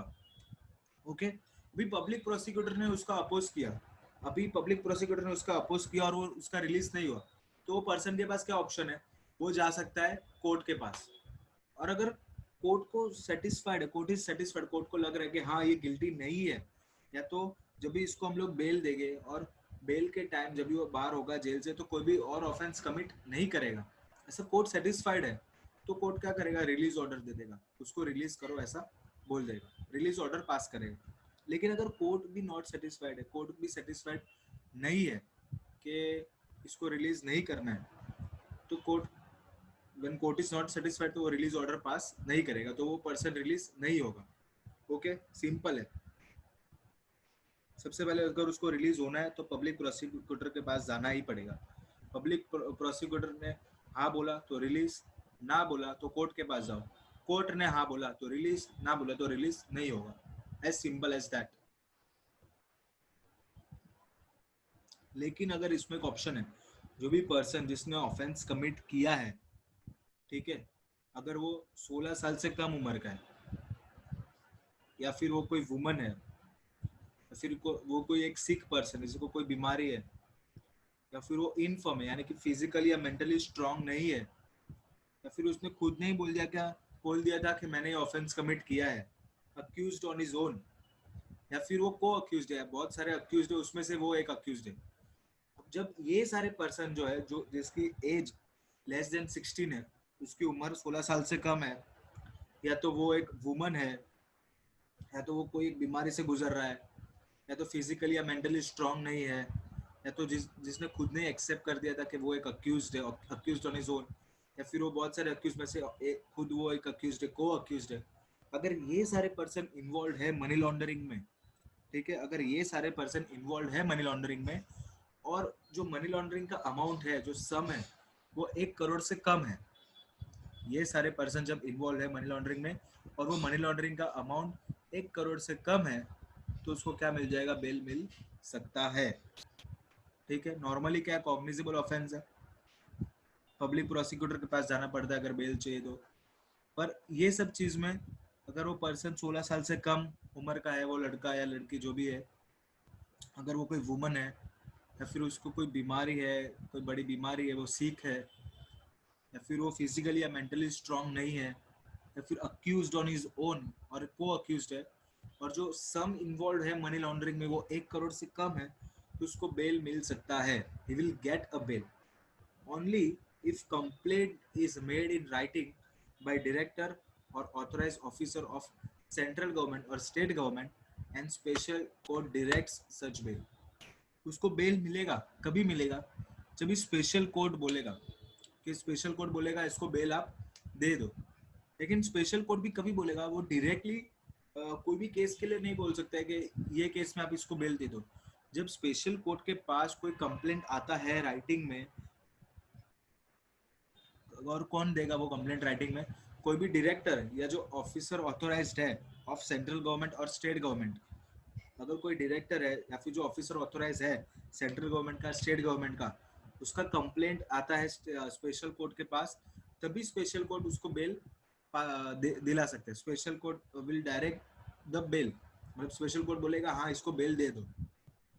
ठीक है, कोई भी पर्सन है जिसका एज 16 साल से कम है, वुमन है, सिक है, फिजिकली मेंटली स्ट्रांग नहीं है, इन्फॉर्म है, अक्यूज्ड ऑन हिज ओन या फिर को अक्यूज्ड है, और वो मनी लॉन्ड्रिंग में इन्वॉल्व है, और लेकिन जो सम है मनी लॉन्ड्रिंग में जो इन्वॉल्व है वो 1 करोड़ से कम है, तो उसको बेल मिल सकता है। कभी मिलेगा जब स्पेशल कोर्ट डायरेक्ट करेगा, यानी कि स्पेशल कोर्ट मिले बोलेगा तो ही उसको बेल मिलेगा। लेकिन स्पेशल कोर्ट भी कभी बोल सकता है, वो खुद से नहीं बोल सकता, ऑन हिज ओन किसी भी केस में वो नहीं बोल सकता है।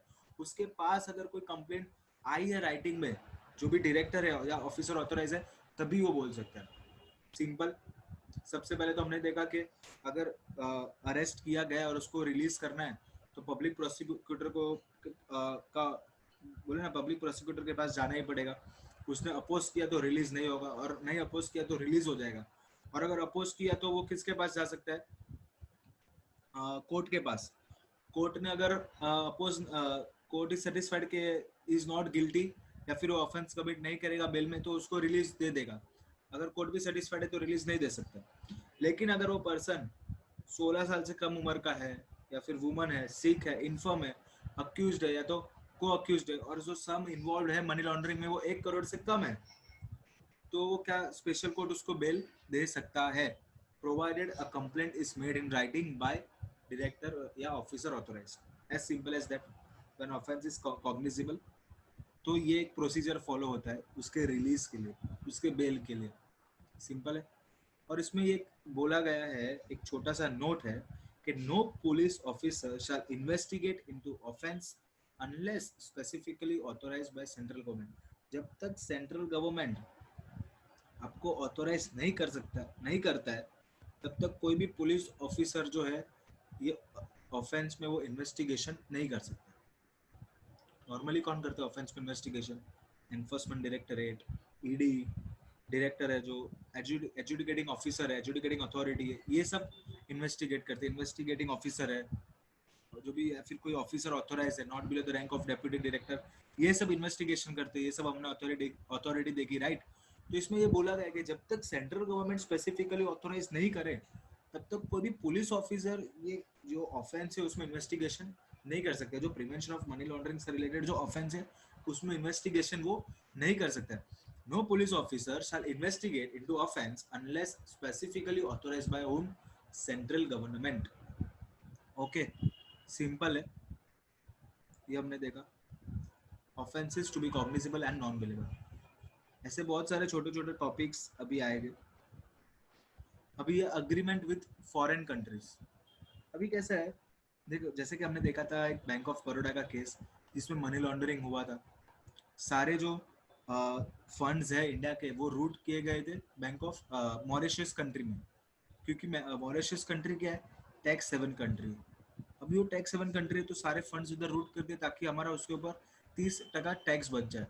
लेकिन जब वो पता चला कि मनी लॉन्ड्रिंग हुआ है, तो अभी तो क्या पता चला कि सारे फंड्स रूट हो गए मॉरिशस में, लेकिन और उसका हम लोग रूट ट्रेस नहीं कर पा रहे क्योंकि कोई भी केवाईसी नहीं है। ठीक है। या फिर आज हम लोग बोलते हैं कि फॉर एग्जांपल स्विस बैंक है, स्विस बैंक में सबका अकाउंट है, बड़े बड़े पॉलिटिशियन हो, कॉर्पोरेट लीडर्स हो, स्पोर्ट्स पर्सन हो, बिल्डर्स हो, जो भी हम लोग आज सब सुनते हैं ना कि स्विस बैंक में सबका पैसा पड़ा है, सबका पैसा पड़ा है, उसका डिटेल्स लाओ, डिटेल्स लाओ, डिटेल्स। जो भी नई गवर्नमेंट आती है, जो भी नई गवर्नमेंट, जब भी इलेक्शन आते हैं तो सब लोग ये वादा कर दे कि हम लोग स्विस बैंक से सबका ब्लैक मनी का डिटेल्स लाके देंगे कंट्री को, लेकिन आज तक कभी आया नहीं। तो क्यों नहीं आएगा? सिंपल है, अगर हमारी कंट्री और वो कंट्री के बीच में कोई ट्रीटी साइंड नहीं है, कोई अग्रीमेंट नहीं है, तो कैसे कोई कंट्री अपने कॉन्फिडेंशियल डेटाज, अपने कस्टमर के डेटाज हम हमें देगा, इंडिया को देगा? आप समझ रहे हो? जब तक अभी मॉरिशस का जो एग्जांपल लिया, अभी हमारे कंट्री और वो कंट्री के बीच में कोई ट्रीटी साइन नहीं है, तो हमें कैसे वो सारे बैंक अकाउंट्स का डिटेल देके किस किस का अकाउंट है वहाँ पे, जिस जिसका अकाउंट है हम उसके ऊपर इंक्वायरी निकाल सकते हैं ना कि ये पैसा वहाँ से इधर से वहाँ कैसे गया, क्योंकि सबको 30% का टैक्स बचाना है, इसलिए इधर से रूट कर दिया मॉरिशस में, या फिर न्यूजीलैंड में कर दिया जहाँ पे कैपिटल गेन्स पे टैक्स नहीं है, जो भी टैक्स हेवन कंट्रीज है बेसिकली, है ना? तो या फिर जो स्विस बैंक का हम लोग हर बार देखते हैं, स्विस बैंक में अकाउंट है, स्विस बैंक में अकाउंट है, लेकिन कभी कोई डिटेल जाता नहीं है। तो ऑफ कोर्स जब तक हमारी कंट्री और वो कंट्री के बीच में कोई अग्रीमेंट साइन नहीं है या तो कोई ट्रीटी साइन नहीं है, तब तक वो कंट्री, उस वो कंट्री के लोगों का, या फिर जो जिसने जिसने वहाँ पे अकाउंट खोले उसका डिटेल्स या फिर डेटा हमें कैसे दे सकती है? ऐसा करेगी तो कोई भी वहाँ पे अकाउंट ही नहीं खोलेगा ना, सिंपल है। ठीक है, तो इसमें भी वही बोला, agreement with foreign countries, the central government is empowered to enter into agreement with government of any country। Central government के पास ये राइट है, वो एम्पावर्ड, उसके पास ये पावर है कि वो कोई भी कंट्री के साथ अग्रीमेंट में आ सकती है, रिलेटेड टू व्हाट, किस चीज के लिए?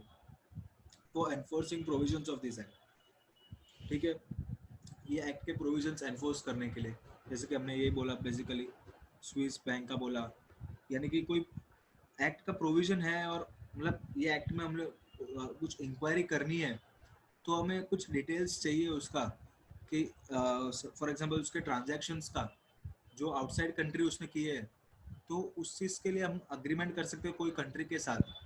ठीक है, for enforcing provisions of this act, या फिर फॉर एक्सचेंज ऑफ इंफॉर्मेशन, जो कि हम लोग ने भी बोला कि एक्सचेंज ऑफ इंफॉर्मेशन, कि आपके इधर उसके क्या क्या प्रॉपर्टीज है और उसके बैंक अकाउंट्स है, तो कितना बैलेंस है, क्या क्या ट्रांजेक्शन है, उसके हमें डिटेल्स दो। For prevention of any offence, of course अगर पहले से ही कोई अग्रीमेंट है दोनों कंट्री के बीच में, तो प्रिवेंट हो सकता है ना ऑफेंस। मतलब अगर कोई मनी लॉन्ड्रर है जो लॉन्ड्रिंग करना चाहता है और उसको पता है कि फॉर एग्जांपल कोई टैक्स हेवन कंट्री है, तो उसको पता है कि इंडिया और वो टैक्स हेवन कंट्री का ऑलरेडी ट्रीटी साइन है कि जो भी इंफॉर्मेशन होगी वो सारी एक्सचेंज होगी, तो वो कोई ऑफेंस करेगा ही ना, ऑफेंस करने से पहले वो 10 बार सोचेगा। तो अपने आप क्या होगा, मनी लॉन्ड्रिंग का जो ऑफेंस है वो प्रिवेंट होगा। तो बेसिकली यही है कि अगर सब कंट्री साथ आके, सब कंट्री एक प्लेस पे आके, सब कंट्री रेडी हो जाए कि अपनी जो भी इंफॉर्मेशन है डेटा शेयर करने के लिए, तो मनी लॉन्ड्रिंग का जो ऑफेंस है और भी कम होते जाएगा। या फिर चौथा क्या, फोर्थ पॉइंट क्या बोला है, क्या चीज़ के लिए? इन्वेस्टिगेशन के लिए। अगर कोई इन्वेस्टिगेशन करना है कि फॉर एग्जांपल समझो कोई पर्टिकुलर पर्सन है, फॉर एग्जांपल विजय माल्या, अभी उसका जो भी लंदन में उसका कोई प्रॉपर्टी है, ठीक है, यहाँ पे वो डिफ्रॉड फ्रॉड करके गया अपने क्रेडिटर्स के साथ। अभी अभी वो उसके क्रेडिटर्स को कंपेंसेट करना है, तभी जब यूके का गवर्नमेंट हमें सपोर्ट करेगा उसकी प्रॉपर्टी सेल आउट करने में। यहाँ पे जो प्रॉपर्टीज है उसका तुमने ऑक्शन कर दिया, उससे जो पैसे आते हैं वो ले ले, लेकिन वहाँ पे जो उसके बैंक अकाउंट्स है, जहाँ वहाँ पर जो उसकी प्रॉपर्टी है, उसके लिए वो अगर हमें सपोर्ट करती है इन्वेस्टिगेशन के लिए, तो हमारे लिए और भी आसान हो जाएगा। समझ रहे हो कि उसके क्या क्या प्रॉपर्टीज है, बैंक अकाउंट्स है, कितना बैलेंस है, क्या क्या ट्रांजेक्शन है, हमें बताओ। वहां से वो और पैसा कौन सी और कंट्री में भेज रहा है, ताकि हम वहाँ इन्वेस्टिगेट कर सके। जितने ज्यादा से ज्यादा डेटा होगे तभी हम मनी लॉन्ड्रिंग को ट्रेस कर सकते हैं ना।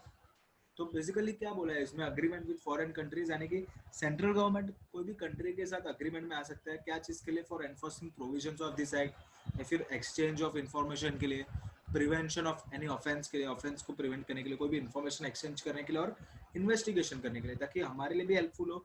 अगर उनका कोई बंदा यहाँ पे आके मनी लॉन्ड्रिंग कर रहे हैं तो हम उसको इन्वेस्टिगेशन में हेल्प करें, या फिर हमारा कोई पर्सन वहाँ पे जाके मनी लॉन्ड्रिंग कर रहा है तो वो हमको हेल्प करे, म्यूचुअल हेल्प हो जाएगा एक दूसरे के लिए इन्वेस्टिगेशन करने के लिए, तो सबके लिए आसान हो जाएगा।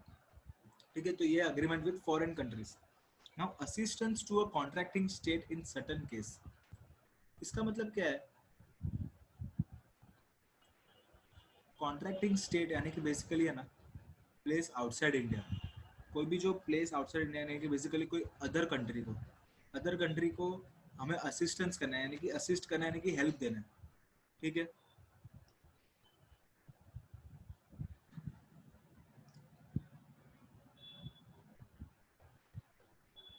अब इसमें क्या बोला है?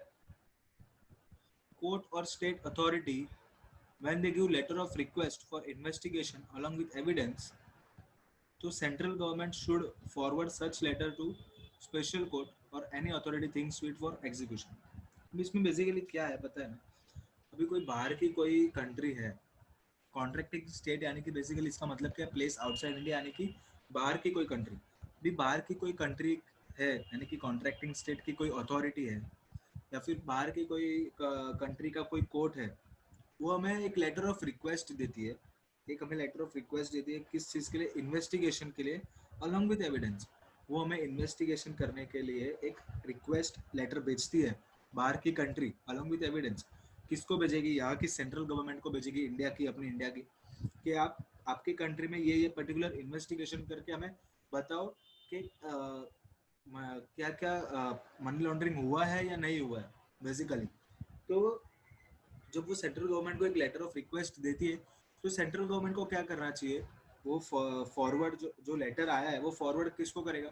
या तो उसको लग रहा है कि ये लेटर स्पेशल कोर्ट को देना है, यानी कि ये केस स्पेशल कोर्ट को देना है मतलब एग्जीक्यूशन के लिए, तो स्पेशल कोर्ट को देगी। या फिर कोई भी अथॉरिटी जो उसको लग रहा है कि ऐसा जरूरी नहीं कि मनी लॉन्ड्रिंग से रिलेटेड ही आए, राइट? कोई और चीज़ से रिलेटेड भी आता है, फॉरेन एक्सचेंज से रिलेटेड आ सकता है, कोई प्रॉपर्टी एक्ट से रिलेटेड आ सकता है, कोई बेनामी ट्रांजैक्शन से रिलेटेड आ सकता है, किसी भी चीज़ के लिए कोई भी बाहर की कंट्री का जब भी कोई लाइक रिक्वेस्ट लेटर आता है इन्वेस्टिगेशन के लिए, और एविडेंस के साथ भी आ सकता है, ऐसे ज़रूरी नहीं है। तो जब भी रिक्वेस्ट लेटर आता है इन्वेस्टिगेशन के लिए, सेंट्रल गवर्नमेंट को आएगा, ऑफकोर्स इंडिया में देना है तो इंडिया के सेंट्रल गवर्नमेंट को। तो उसको क्या करना है? इंडिया की गवर्नमेंट को उसको फॉरवर्ड कर देना है, जो अथॉरिटी अप्रोप्रिएट है उसके लिए, जो उसको अप्रोप्रिएट लगती है अथॉरिटी, उसको फॉरवर्ड कर देने का वो लेटर कि आप एग्जीक्यूशन करो, और जो भी डेटा मिलता है, डिटेल्स निकलती है, वो आप बाहर की कंट्री को दे सके हम, ताकि बेसिकली इतना ही बोला है कि हमें जो लेटर आता है बाहर की कंट्री से उसको फॉरवर्ड कर देने का अप्रोप्रिएट अथॉरिटी को फॉर एग्जीक्यूशन। ओके, अभी ये है reciprocal arrangements for process and transfer of accused person. ये बहुत ही सिंपल है। बेसिकली इसमें क्या बोला, मैं आपको शॉर्ट में बोलूँ तो, अगर कोई भी स्पेशल कोर्ट है इंडिया का, उसको लग रहा है उसको कोई सम्मन देना है कोई पर्सन को जो बाहर की कंट्री में, या तो अरेस्ट वारंट करना है उसका, या तो सर्च वारंट देना है बाहर की कंट्री में, उसका कोई प्रॉपर्टी, उसका कोई सर्च वारंट करना है, तो वो क्या करेगा? बाहर की कंट्री के जो अथॉरिटीज़ है उसको क्या करेगा? एक डुप्लीकेट में एक समन या सर्च वारंट देगा। ठीक है, special court shall send summons और warrant in duplicate to court, जज और मजिस्ट्रेट ऑफ दैट स्टेट। ठीक है, कैसे? Through authorities notified by central government. यानी कि बेसिकली क्या है, अगर स्पेशल कोर्ट जो जो इंडिया का कोर्ट है, उसको बाहर की कोई कंट्री के पर्सन को या फिर प्लेस को सम्मन करना है, या तो अरेस्ट वारंट देना है, सर्च वारंट देना है, तो बाहर की कंट्री के कोर्ट, जज या मजिस्ट्रेट को क्या करेगा? उसको वो मतलब ये जो भी सम्मन है या तो वारंट वो उसको देगा, ताकि आपकी कंट्री में उसका सम्मन करो, या तो उसको सर्च वारंट करो, या तो उसको अरेस्ट करो, अगर वो बाहर की कंट्री में है। ठीक है, और अगर वो इंडिया में है और बाहर की कंट्री को करना है, तो ये क्या होगा? Reciprocal arrangement. You will help me, I will help you.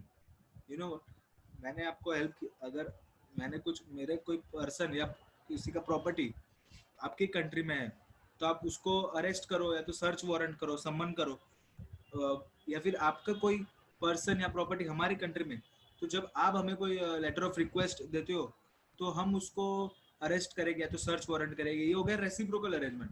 जब हमने बाहर की कंट्री को भेजा और बाहर की कंट्री वाले ने हमने हमें हमारे हमको भेजा स्पेशल कोर्ट को, तो हम उसको सर्च करेंगे या तो अरेस्ट करेंगे, और हमने भेजा तो वो उसको सर्च करेगा या तो अरेस्ट करेगा। ठीक है, अभी हम लोग देखते हैं इसको। reciprocal arrangements for process and assistance for transfer of accused person when special court यानी कि जो इंडिया का कोर्ट है, special court of India desires to issue, मतलब उसको किसी एक बंदे को, किसी पर्सन को समन्स देना है, या फिर किसी को अरेस्ट करना है तो अरेस्ट वारंट, या फिर किसी को सर्च करना है तो सर्च वारंट देना है इन any contracting state. Contracting state यानी कि मतलब क्या हो गया, जो भी प्लेस आउटसाइड इंडिया है, यानी कि कोई भी दूसरी कंट्री में। अभी उसको लग रहा है कि ये जो सम्मान देना है मेरे को, लेकिन वो पर्सन तो आउटसाइड इंडिया है, या फिर सर्च देना है, अरेस्ट करना है तो वो आउटसाइड इंडिया है। तो स्पेशल कोर्ट क्या करेगी, शैल सेंड सच समन्स और वारंट इन डुप्लीकेट। जो भी वारंट ऑलरेडी उसने इश्यू किया है वो एक डुप्लीकेट में किसको देगी, टू कोर्ट जज और मजिस्ट्रेट ऑफ दैट स्टेट। वहाँ की कोर्ट को देगी, या तो जज को दे सकती है, वहाँ के जज को दे सकती है, या तो मजिस्ट्रेट को दे सकती है वहाँ के स्टेट के, उसको दे देगी डुप्लीकेट में समन समन या वारंट है जो। और कैसे देगी, तो जो अथॉरिटीज जो स्पेसिफाइड की है सेंट्रल गवर्नमेंट के, ये अथॉरिटीज के पास आप जाना है, वो अथॉरिटीज के थ्रू वहाँ पे उनको सर्च या समन वारंट दे रहे हैं, तो through authorities notified by central government, ये तो सिंपल है। और shall be executed by such court जज एंड मजिस्ट्रेट। एक बार आपने डुप्लीकेट में एक समन या वारंट दे दिया तो उनको भी execute, it should be executed by them, यानी कि एग्जीक्यूटेड बाय देम यानी कि सच कोर्ट जज और मजिस्ट्रेट। ठीक है, सिंपल है। अभी ये समझो फॉर एग्जांपल विजय माल्या है, नीरव मोदी है। अभी हम लोग को फॉर एग्जांपल विजय माल्या का पास हुआ कि इसको अरेस्ट करना है, इंडिया में ऑर्डर पास हुआ, लेकिन वो है यूके में, तो हम तो यूके में जाके अरेस्ट नहीं कर सकते। तो हम क्या बोलेंगे यूके की गवर्नमेंट को, तो ऑन आवर बिहाफ आप उसको अरेस्ट करो, अरेस्ट वारंट हमने उसके खिलाफ पास किया है, तो आप, मैं एक डुप्लीकेट में आपके कोर्ट को या तो आपके जज को या तो आपके मजिस्ट्रेट को, मैं आप डुप्लीकेट में वो अरेस्ट वारंट देता हूँ, और आप उसको अरेस्ट करके दो हमको। ठीक है, तो अगर ऐसा कुछ सिचुएशन है तो कोर्ट जज और मजिस्ट्रेट जो वहाँ की कंट्री, क्योंकि वो हमारे लिए अरेस्ट कर लेगी, करेगी उस पर्सन को, या तो कोई उसकी प्रॉपर्टी उसको सर्च करेगी, प्रोवाइडेड ऑफ कोर्स अगर हमारे कंट्री के बीच में ट्रीटी साइन है, अग्रीमेंट साइन है, तो ही। जरूरी नहीं है कि वो हर बार करे, लेकिन ये एक ऐसा सिचुएशन बना के रखा है, एक ऐसा लॉ बना के रखा है कि जब हमें जरूर होगी, कोई पर्सन आउटसाइड इंडिया है उसको अरेस्ट करने की या सर्च करने की, तो वहाँ की कॉन्ट्रैक्टिंग स्टेट वो हमारे लिए करेगी, और जब उन्हें जरूरत होगी तो हम उनके लिए करेंगे। और ये केस में क्या है, हमें ज़रूरत है, तो हमने बोला कि कॉन्ट्रैक्टिंग स्टेट को कि आप उसको या तो सर्च करो या तो अरेस्ट करो। ठीक है, special court desires to issue summon arrest warrant और search warrant in any contracting state यानी कि प्लेस आउटसाइड इंडिया, तो it shall send such summons और वारंट इन डुप्लीकेट। डुप्लीकेट में एक समन या वारंट सेंड करना है टू हुम, द कोर्ट जज और मजिस्ट्रेट ऑफ दैट स्टेट, यानी दैट स्टेट यानी कि बेसिकली दैट कंट्री, वहाँ की कंट्री के कोर्ट को या जज को या मजिस्ट्रेट को सेंड करना है through authorities notified by central government, और वो एग्जीक्यूट करना है किसको, वहाँ की कंट्री के कोर्ट जज या मजिस्ट्रेट को। सिमिलर है, सिंपल, सेम, रेसिप्रोकल। ये हमने किया हमारे लिए, वो लोग ने किया, अभी वो लोग के लिए हम लोग करेंगे, यानी कि रेसिप्रोकल हुआ ये, रेसिप्रोकल अरेंजमेंट। अभी सेकंड कंडीशन यहाँ पे क्या बताया, जब वहाँ की कोर्ट जज या magistrate of any contracting state, यानी कि आउटसाइड कंट्री के कोई भी कोर्ट जज या magistrate desires to issue summon arrest warrant या सर्च वारंट, तो वो क्या करेगी, स्पेशल कोर्ट को भेजेगी, और वो स्पेशल कोर्ट को एग्जीक्यूट करना है। और स्पेशल कोर्ट ने एग्जीक्यूट किया, फॉर एग्जांपल अभी समझो वहाँ की कंट्री में का कोई बंदा भाग के यहाँ पे आया और वो लोग ने अरेस्ट वारंट दिया है, तो वो क्या करेगी, अभी उनको पता है कि वो इंडिया में आए, तो इंडिया की स्पेशल कोर्ट को वो एक कॉपी देगी कि आप इसका अरेस्ट वारंट है, आप ये एग्जीक्यूट करके दो हमको ऑर्डर। तो इंडिया की स्पेशल कोर्ट उसको अरेस्ट करेगी, या तो कोई सर्च वारंट दिया है कोई पर्टिकुलर प्लेस का, तो जो इंडिया की स्पेशल कोर्ट है उन्होंने क्या किया, कोर्ट जज या magistrate of any contracting state, यानी कि जो कोर्ट था, जज था या मजिस्ट्रेट था कोई और कंट्री का, उसने समन्स दिया है तो अरेस्ट वारंट दिया तो सर्च वारंट दिया, अरेस्ट वारंट दिया तो सर्च वारंट दिया कोई पर्टिकुलर प्लेस को सर्च करने के लिए, to special court of what, to special court of India.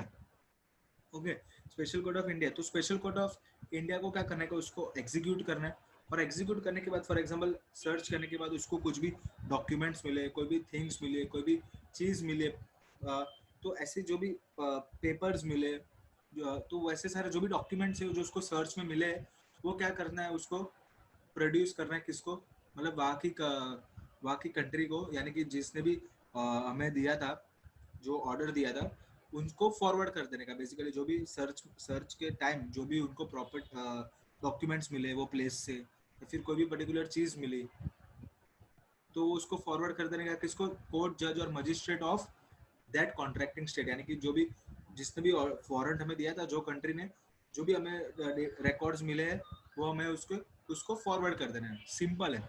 जब जब भी हमको करना था तो हमारे बिहाफ पे वो करेंगे, उनकी कंट्री में क्या करेंगे, समन, अरेस्ट या सर्च करेंगे। कौन करेगा, कोर्ट, जज या मजिस्ट्रेट।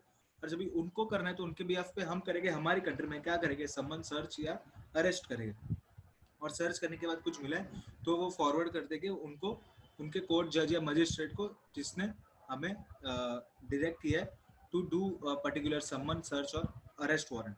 Okay, very simple. अभी ये था जब हमारी कंट्री को कुछ भी सर्च करना था या अरेस्ट करना था किसी और कंट्री में, या फिर किसी और कंट्री को करना था हमारी कंट्री में। ये हो गया समन, ये हो गया समन, सर्च और अरेस्ट का। अभी हम देखें सेम चीज, लेकिन अटैचमेंट, सीजर और कॉन्फिस्केशन ऑफ प्रॉपर्टी के लिए। ठीक है, पहले हमने समन, सर्च और सीजर के लिए देखा दोनों कंट्री के बीच में अरेंजमेंट्स। अभी हम देखेंगे attachment, seize, confiscation of property. कोई भी प्रॉपर्टी को अटैचमेंट करना है। अटैचमेंट बेसिकली क्या, हमारा जो डेफिनेशन, ट्रांसफर नहीं कर सकते उसको, मूवमेंट नहीं कर सकते, डिस्पोजिशन नहीं कर सकते, कुछ भी नहीं कर सकते प्रॉपर्टी को। या कोई भी प्रॉपर्टी को अटैच करना है या तो सीज करना है उसको, या फिर कॉन्फिस्केट करना है, तो उसके लिए क्या प्रोसीजर है। तो कोई भी डायरेक्टर या एडजुडिकेटिंग अथॉरिटी या स्पेशल कोर्ट ने अगर कोई भी ऑर्डर पास किया, जो इंडिया का कोई भी जो डायरेक्टर है, जो एनफोर्समेंट डायरेक्टरेट यानी कि ईडी, या फिर कोई एडजुडिकेटिंग अथॉरिटी या तो स्पेशल कोर्ट, उसने एक ऑर्डर पास किया फॉर व्हाट, अटैचमेंट, फ्रीजिंग और कॉन्फिस्केशन ऑफ प्रॉपर्टी के लिए। Attachment, freezing and confiscation of property के लिए तो क्या करेगा बेसिकली, सच प्रॉपर्टी, और उसको लग रहा है कि वो जो प्रॉपर्टी है एक्चुअली में वो है कोई और कंट्री में, कॉन्ट्रैक्टिंग स्टेट में, कॉन्ट्रैक्टिंग स्टेट में वो प्रॉपर्टी, उसको एक सस्पिशियस है कि ये जो हमने अटैचमेंट के लिए जो ऑर्डर पास किए, कि फॉर एग्जांपल समझो कि विजय माल्या ने अभी फ्रॉड किया, ठीक है, फॉर एग्जांपल, तो अभी हमने अपना ऑर्डर पास करके उसकी सारी प्रॉपर्टीज जो भी है वो उसको अटैच कर दी जाए या तो सीज कर दी जाए। लेकिन उसकी कुछ प्रॉपर्टीज इंडिया में है, कुछ प्रॉपर्टी आउटसाइड इंडिया में है। तो अगर कोई प्रॉपर्टी उसके आउटसाइड इंडिया में कोई और कंट्री में है, तो हम लोग क्या करेंगे, यहाँ का जो स्पेशल कोर्ट है वो क्या करेगा, एक लेटर ऑफ रिक्वेस्ट, एक लेटर ऑफ रिक्वेस्ट देगा वहाँ की कंट्री को for execution of such order. Simple है।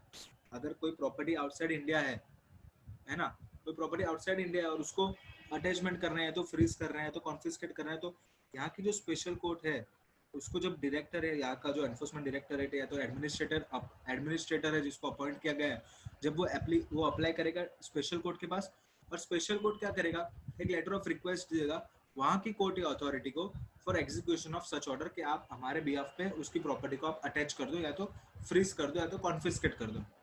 ठीक है, special court letter of request देगा, कभी देगा, जब उसको एक एप्लीकेशन आए बाय डायरेक्टर या ईडी के पास से, उसको अगर एक एप्लीकेशन आए कि आप ये ऐसा लेटर ऑफ रिक्वेस्ट आके दो, तो जैसे उसको एप्लीकेशन आता है डायरेक्टर से, एडमिनिस्ट्रेटर जो अपॉइंटेड है उससे, तो क्या करेगा, लेटर ऑफ रिक्वेस्ट देगा, किसको देगा, कोर्ट और authority in such contracting state for execution of such order. Very simple. It's in like flow chart form, एक टाइम स्टोरी लाइन के हिसाब से ये यहाँ के डायरेक्टर या यहाँ की कोई भी अथॉरिटी बेसिकली, या तो डायरेक्टर है या तो एडजुडिकेटिंग अथॉरिटी या तो स्पेशल कोर्ट है, उसने ऑर्डर पास किया, क्या ऑर्डर पास किया कि प्रॉपर्टी को अटैचमेंट कर देने का, या तो कॉन्फिस्केशन कर दें, या तो फ्रीज कर देने का। लेकिन वो प्रॉपर्टी इंडिया में नहीं है, इंडिया के बाहर वाली कंट्री में, कॉन्ट्रैक्टिंग स्टेट में। तो कभी तो उसको कैसे अटैच करेंगे, डायरेक्टर या तो एडमिनिस्ट्रेटर अपॉइंटर है जिसने ऑर्डर पास किया है, वो क्या करेगा, एप्लीकेशन देगा स्पेशल कोर्ट को, और स्पेशल कोर्ट क्या करेगा, लेटर ऑफ रिक्वेस्ट देगा उस कंट्री की अथॉरिटी को या तो कोर्ट को, यानी कि कॉन्ट्रैक्टिंग स्टेट के कोर्ट को या तो अथॉरिटी को for execution of that order, के आप हमारे बिहाफ पे वो प्रॉपर्टी जो आपकी कंट्री में है, ये पर्सन की जिसकी हम लोग ने ऑर्डर पास किया, उसको आप अटैच कर दो या तो कॉन्फिस्केट कर दो, अकॉर्डिंगली जो भी ऑर्डर पास किया गया है वो। Very simple, understood. जब हमारी कंट्री ने ऑर्डर पास किया है, लेकिन वो प्रॉपर्टी अटैच करने के लिए, लेकिन वो कोई और कंट्री में है, तो हमें वो कंट्री के अथॉरिटी को एक लेटर ऑफ रिक्वेस्ट देना है for execution of that order, as simple as that. पहले हमने समन, सर्च और सीजर से रिलेटेड देखा, अरेस्ट वारंट से रिलेटेड देखा, सर्च वारंट और समन से रिलेटेड। अभी किसी प्रॉपर्टी को कॉन्फिस्केट करना है तो उससे रिलेटेड भी सेम प्रोसेस है।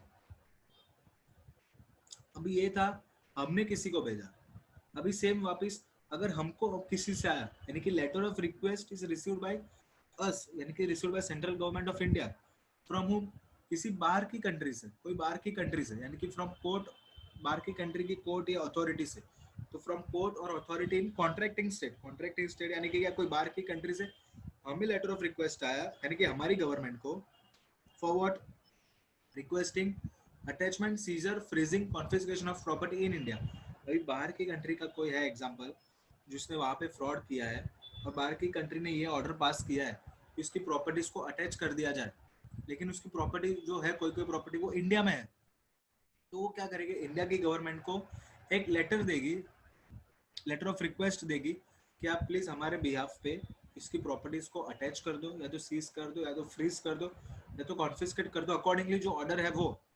तो ऐसे लेटर, जब भी letter of request central government को आएगा बाहर की कंट्रीज यानी कि कॉन्ट्रैक्टिंग स्टेट से, तो क्या करना है, सेंट्रल गवर्नमेंट को वो लेटर ऑफ रिक्वेस्ट किसको फॉरवर्ड करना है, ईडी को, एनफोर्समेंट डायरेक्टर को, फॉर एग्जीक्यूशन। यानी कि आप सेंट्रल गवर्नमेंट के बिहाफ पे ईडी क्या करेगा, वो पर्टिकुलर प्रॉपर्टी को अटैच कर देगा।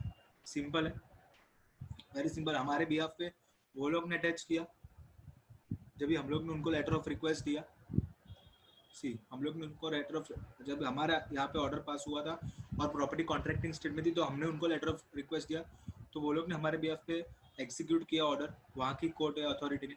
जब वहाँ की कोर्ट या अथॉरिटी ने हमारे गवर्नमेंट को, सेंट्रल गवर्नमेंट को लेटर ऑफ रिक्वेस्ट दिया, तो हम उनके बिहाफ पे एग्जीक्यूट करेंगे ऑर्डर, और वो हमारी सेंट्रल गवर्नमेंट वो फॉरवर्ड कर देगी लेटर एनफोर्समेंट डायरेक्टर को, और वो एग्जीक्यूट करेगी ऑर्डर, यानी कि क्या करेगी, अटैचमेंट, सीजर और फ्रीजिंग और कॉन्फिस्केशन ऑफ प्रॉपर्टी, जो भी ऑर्डर में लिखा है अकॉर्डिंगली। ओके। तीसरा क्या है, जब भी बाहर की कंट्री में, बाहर की कंट्री का कोई क्रिमिनल कोर्ट है, ठीक है, वहाँ पे कोई एक ट्रायल चल रहा है क्रिमिनल कोर्ट में, और वहाँ पे ये प्रूफ होता है कि मनी लॉन्ड्रिंग इन्वॉल्व है, ठीक है, on conclusion of trial in criminal court outside India, and such court confirms offense of money laundering committed, then special court will give notice to affected person and confiscate his property involved in money laundering। लेकिन basically क्या, ये second point का एक add on point है, stretch किया गया कि जब भी वो प्रॉपर्टी वो अटैच कर रही है बाहर की कंट्री में, अगर उसका बाहर की कंट्री वाले ने ये प्रूफ किया है कि प्रॉपर्टी इन्वॉल्व है मनी लॉन्ड्रिंग में, ठीक है, और वो जो पर्सन है जो यहाँ पे है, उसकी जो प्रॉपर्टी है, यहाँ पे जो पर्सन की प्रॉपर्टी है, ठीक है, तो उसको क्या करेगा, पहले एक नोटिस देगा जो अफेक्टेड पर्सन है, कॉन्फिस्केट, आपकी प्रॉपर्टी कॉन्फिस्केट कर दी गई है बाय सेंट्रल गवर्नमेंट, क्योंकि वो मनी लॉन्ड्रिंग में इन्वॉल्व है। Okay, as simple as that. जब बाहर की कंट्री में ये प्रूव होता है कि मनी लॉन्ड्रिंग हुआ है, मनी लॉन्ड्रिंग का ऑफेंस कमिट हुआ है, और वो स्पेशल कोर्ट को, हमारे यहाँ के स्पेशल कोर्ट को डायरेक्ट करते कॉन्फिस्केट करने के लिए प्रॉपर्टी, तो पहले वो नोटिस देगी अफेक्टेड पर्सन को कि आपकी प्रॉपर्टी है, ये आपकी प्रॉपर्टी है, उसका कॉन्फिस्केट मनी लॉन्ड्रिंग में इन्वॉल्व है, इसलिए हम उसको क्या कर रहे हैं, कॉन्फिस्केट कर रहे हैं आपकी प्रॉपर्टी को, as simple as that. Okay, तो आज का लेक्चर इधर ही खत्म करते, रिमेनिंग हम लोग नेक्स्ट लेक्चर में करेंगे। आज के लेक्चर में बेसिकली हम लोग ने क्या क्या देखा, समन, सर्च एंड सीजर। तो कोई भी अथॉरिटी को रीजन टू बिलीव है कि ऑफेंस कमिट हुआ है, या तो कंसील किया, पोजेशन, ओनरशिप या कंट्रोल ऑफ व्हाट, रिकॉर्ड्स और प्रोसीज ऑफ क्राइम, तो वो सर्च कर सकते हैं और सीज कर सकते हैं प्रॉपर्टी को। सर्च कैसे करेगा, एंटर कर सकता है कोई भी प्लेस को, आइडेंटिफिकेशन मार्क्स लगा सकता है रिकॉर्ड्स पे, या तो एक्सट्रैक्ट कर सकता है, कॉपीज ले सकता है, और उसका लिस्ट बना सकते हैं प्रॉपर्टी का, और रिकॉर्ड कर सकते हैं स्टेटमेंट ऑफ पर्सन प्रेजेंट, और सीज कर सकता है रिकॉर्ड या प्रॉपर्टी को। सिंपल है, एंटर कर सकता है, आइडेंटिफिकेशन मार्क्स लगाएगा, एक्सट्रैक्ट करेगा, इन्वेंट्री बनाएगा और रिकॉर्ड करेगा। EIR, enter, identification, extract, inventory and record, and then seize करेगा प्रॉपर्टी या रिकॉर्ड को। फिर रिटेंशन ऑफ प्रॉपर्टी कैसे होगा, एक बार रिटेन किया है और एजुकेशन के लिए और रिटेन करना है प्रॉपर्टी है या तो रिकॉर्ड्स को, तो उसको ऑर्डर पास करेगा और ऑर्डर में 180 डेज से ज़्यादा के लिए वो सीज नहीं कर सकता है। और 180 डेज के बाद अगर एजुकेटिंग अथॉरिटी को भी लग रहा है कि इन्वॉल्व है तो वो फर्दर उसको सीज करके रखेगा beyond 180 days by passing order. उसको नहीं लग रहा है तो उसको रिलीज ऑर्डर पास करेगा, सेम रिटेंशन ऑफ प्रॉपर्टी और रिटेंशन ऑफ रिकॉर्ड्स के लिए। लेकिन जब जैसे ही रिलीज ऑर्डर पास किया तो उसके पास करने के बाद भी डायरेक्टर उसको प्रॉपर्टी होल्ड कर सकता है कितने दिन के लिए, 90 डेज के लिए, for what, appeal to appellate tribunal. Same for retention of property and retention of records के लिए सेम प्रोसीजर। फिर प्रिजम्पशन इन इंटरकनेक्टेड ट्रांजेक्शन, जब भी 4-5 ट्रांजेक्शन है और उसमें से कुछ ट्रांजेक्शन जो है वो प्रूव होता है कि मनी लॉन्ड्रिंग में इन्वॉल्व है और इससे रिलेटेड इंटरकनेक्टेड ट्रांजेक्शन से जो प्रूव नहीं होते कि मनी लॉन्ड्रिंग में इन्वॉल्व नहीं है, तो अनलेस प्रूव अदरवाइज के अगर कुछ और प्रूव होता है कि ये प्रूव होता है कि वो नहीं है तो ठीक है, अगर ये प्रूव नहीं होता है कि वो नहीं है तो वो भी माना जाएगा, प्रिज्यूम किया जाएगा कि ये मनी लॉन्ड्रिंग में इन्वॉल्व है। When money laundering involves 2 or more transactions, one or more transactions proved to be involved in money laundering, then remaining transaction will be presumed to be involved in money laundering unless proved otherwise. Appellate tribunal यानी कि क्या, adjudicating authority के order के against we can appeal in appellate tribunal and उसके order के against we can appeal in high court. Okay, appellate tribunal basically hears appeal against the order of adjudicating authority and high court will hear appeal against the order of appellate tribunal. Special court जो court of session designate किया central government में इन consultation with chief justice. Okay, कौन से try करेगा, offence जो भी उसके jurisdiction में या फिर उसके पास कंप्लेंट आया, ऑफेंस जो भी है कॉग्निजिबल है और अरेस्ट विदाउट वारंट हो सकता है, उसके रिलीज के लिए पब्लिक प्रोसिक्यूटर अपोज कर सकता है, अपोज किया तो रिलीज नहीं होगा और अपोज नहीं किया तो रिलीज होगा। अपोज किया तो वो कोर्ट के पास जा सकता है, कोर्ट ने अपोज नहीं किया तो रिलीज होगा और अपोज किया तो रिलीज नहीं होगा। लेकिन अगर कोई भी पर्सन 16 साल से कम उम्र का है, एज इज लेस देन 16, या फिर वुमन है या तो सिक है तो फिजिकली मेंटली स्ट्रांग नहीं है, इनफर्म है, अक्यूज्ड ऑन हिज ओन है या तो को अक्यूज्ड है, वो मनी लॉन्ड्रिंग में इन्वॉल्व है और सम जो मनी लॉन्ड्रिंग का है वो लेस देन 1 करोड़ का है तो उसको बेल मिलेगी if special court directs. Special court बोलती है तो बेल मिलेगी। और स्पेशल कोर्ट कब बोलेगी, जब भी उसको कंप्लेंट मिला इन राइटिंग बाय डायरेक्टर या officer authorised of central government और state government. Police officer directly कभी भी इन्वेस्टिगेट नहीं कर सकते unless and until specifically authorized by central government.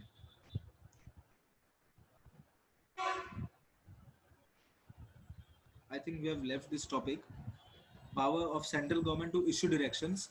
Central government has power to issue order, instructions, directions to authorities, and authorities shall follow such order, instructions and directions. Okay.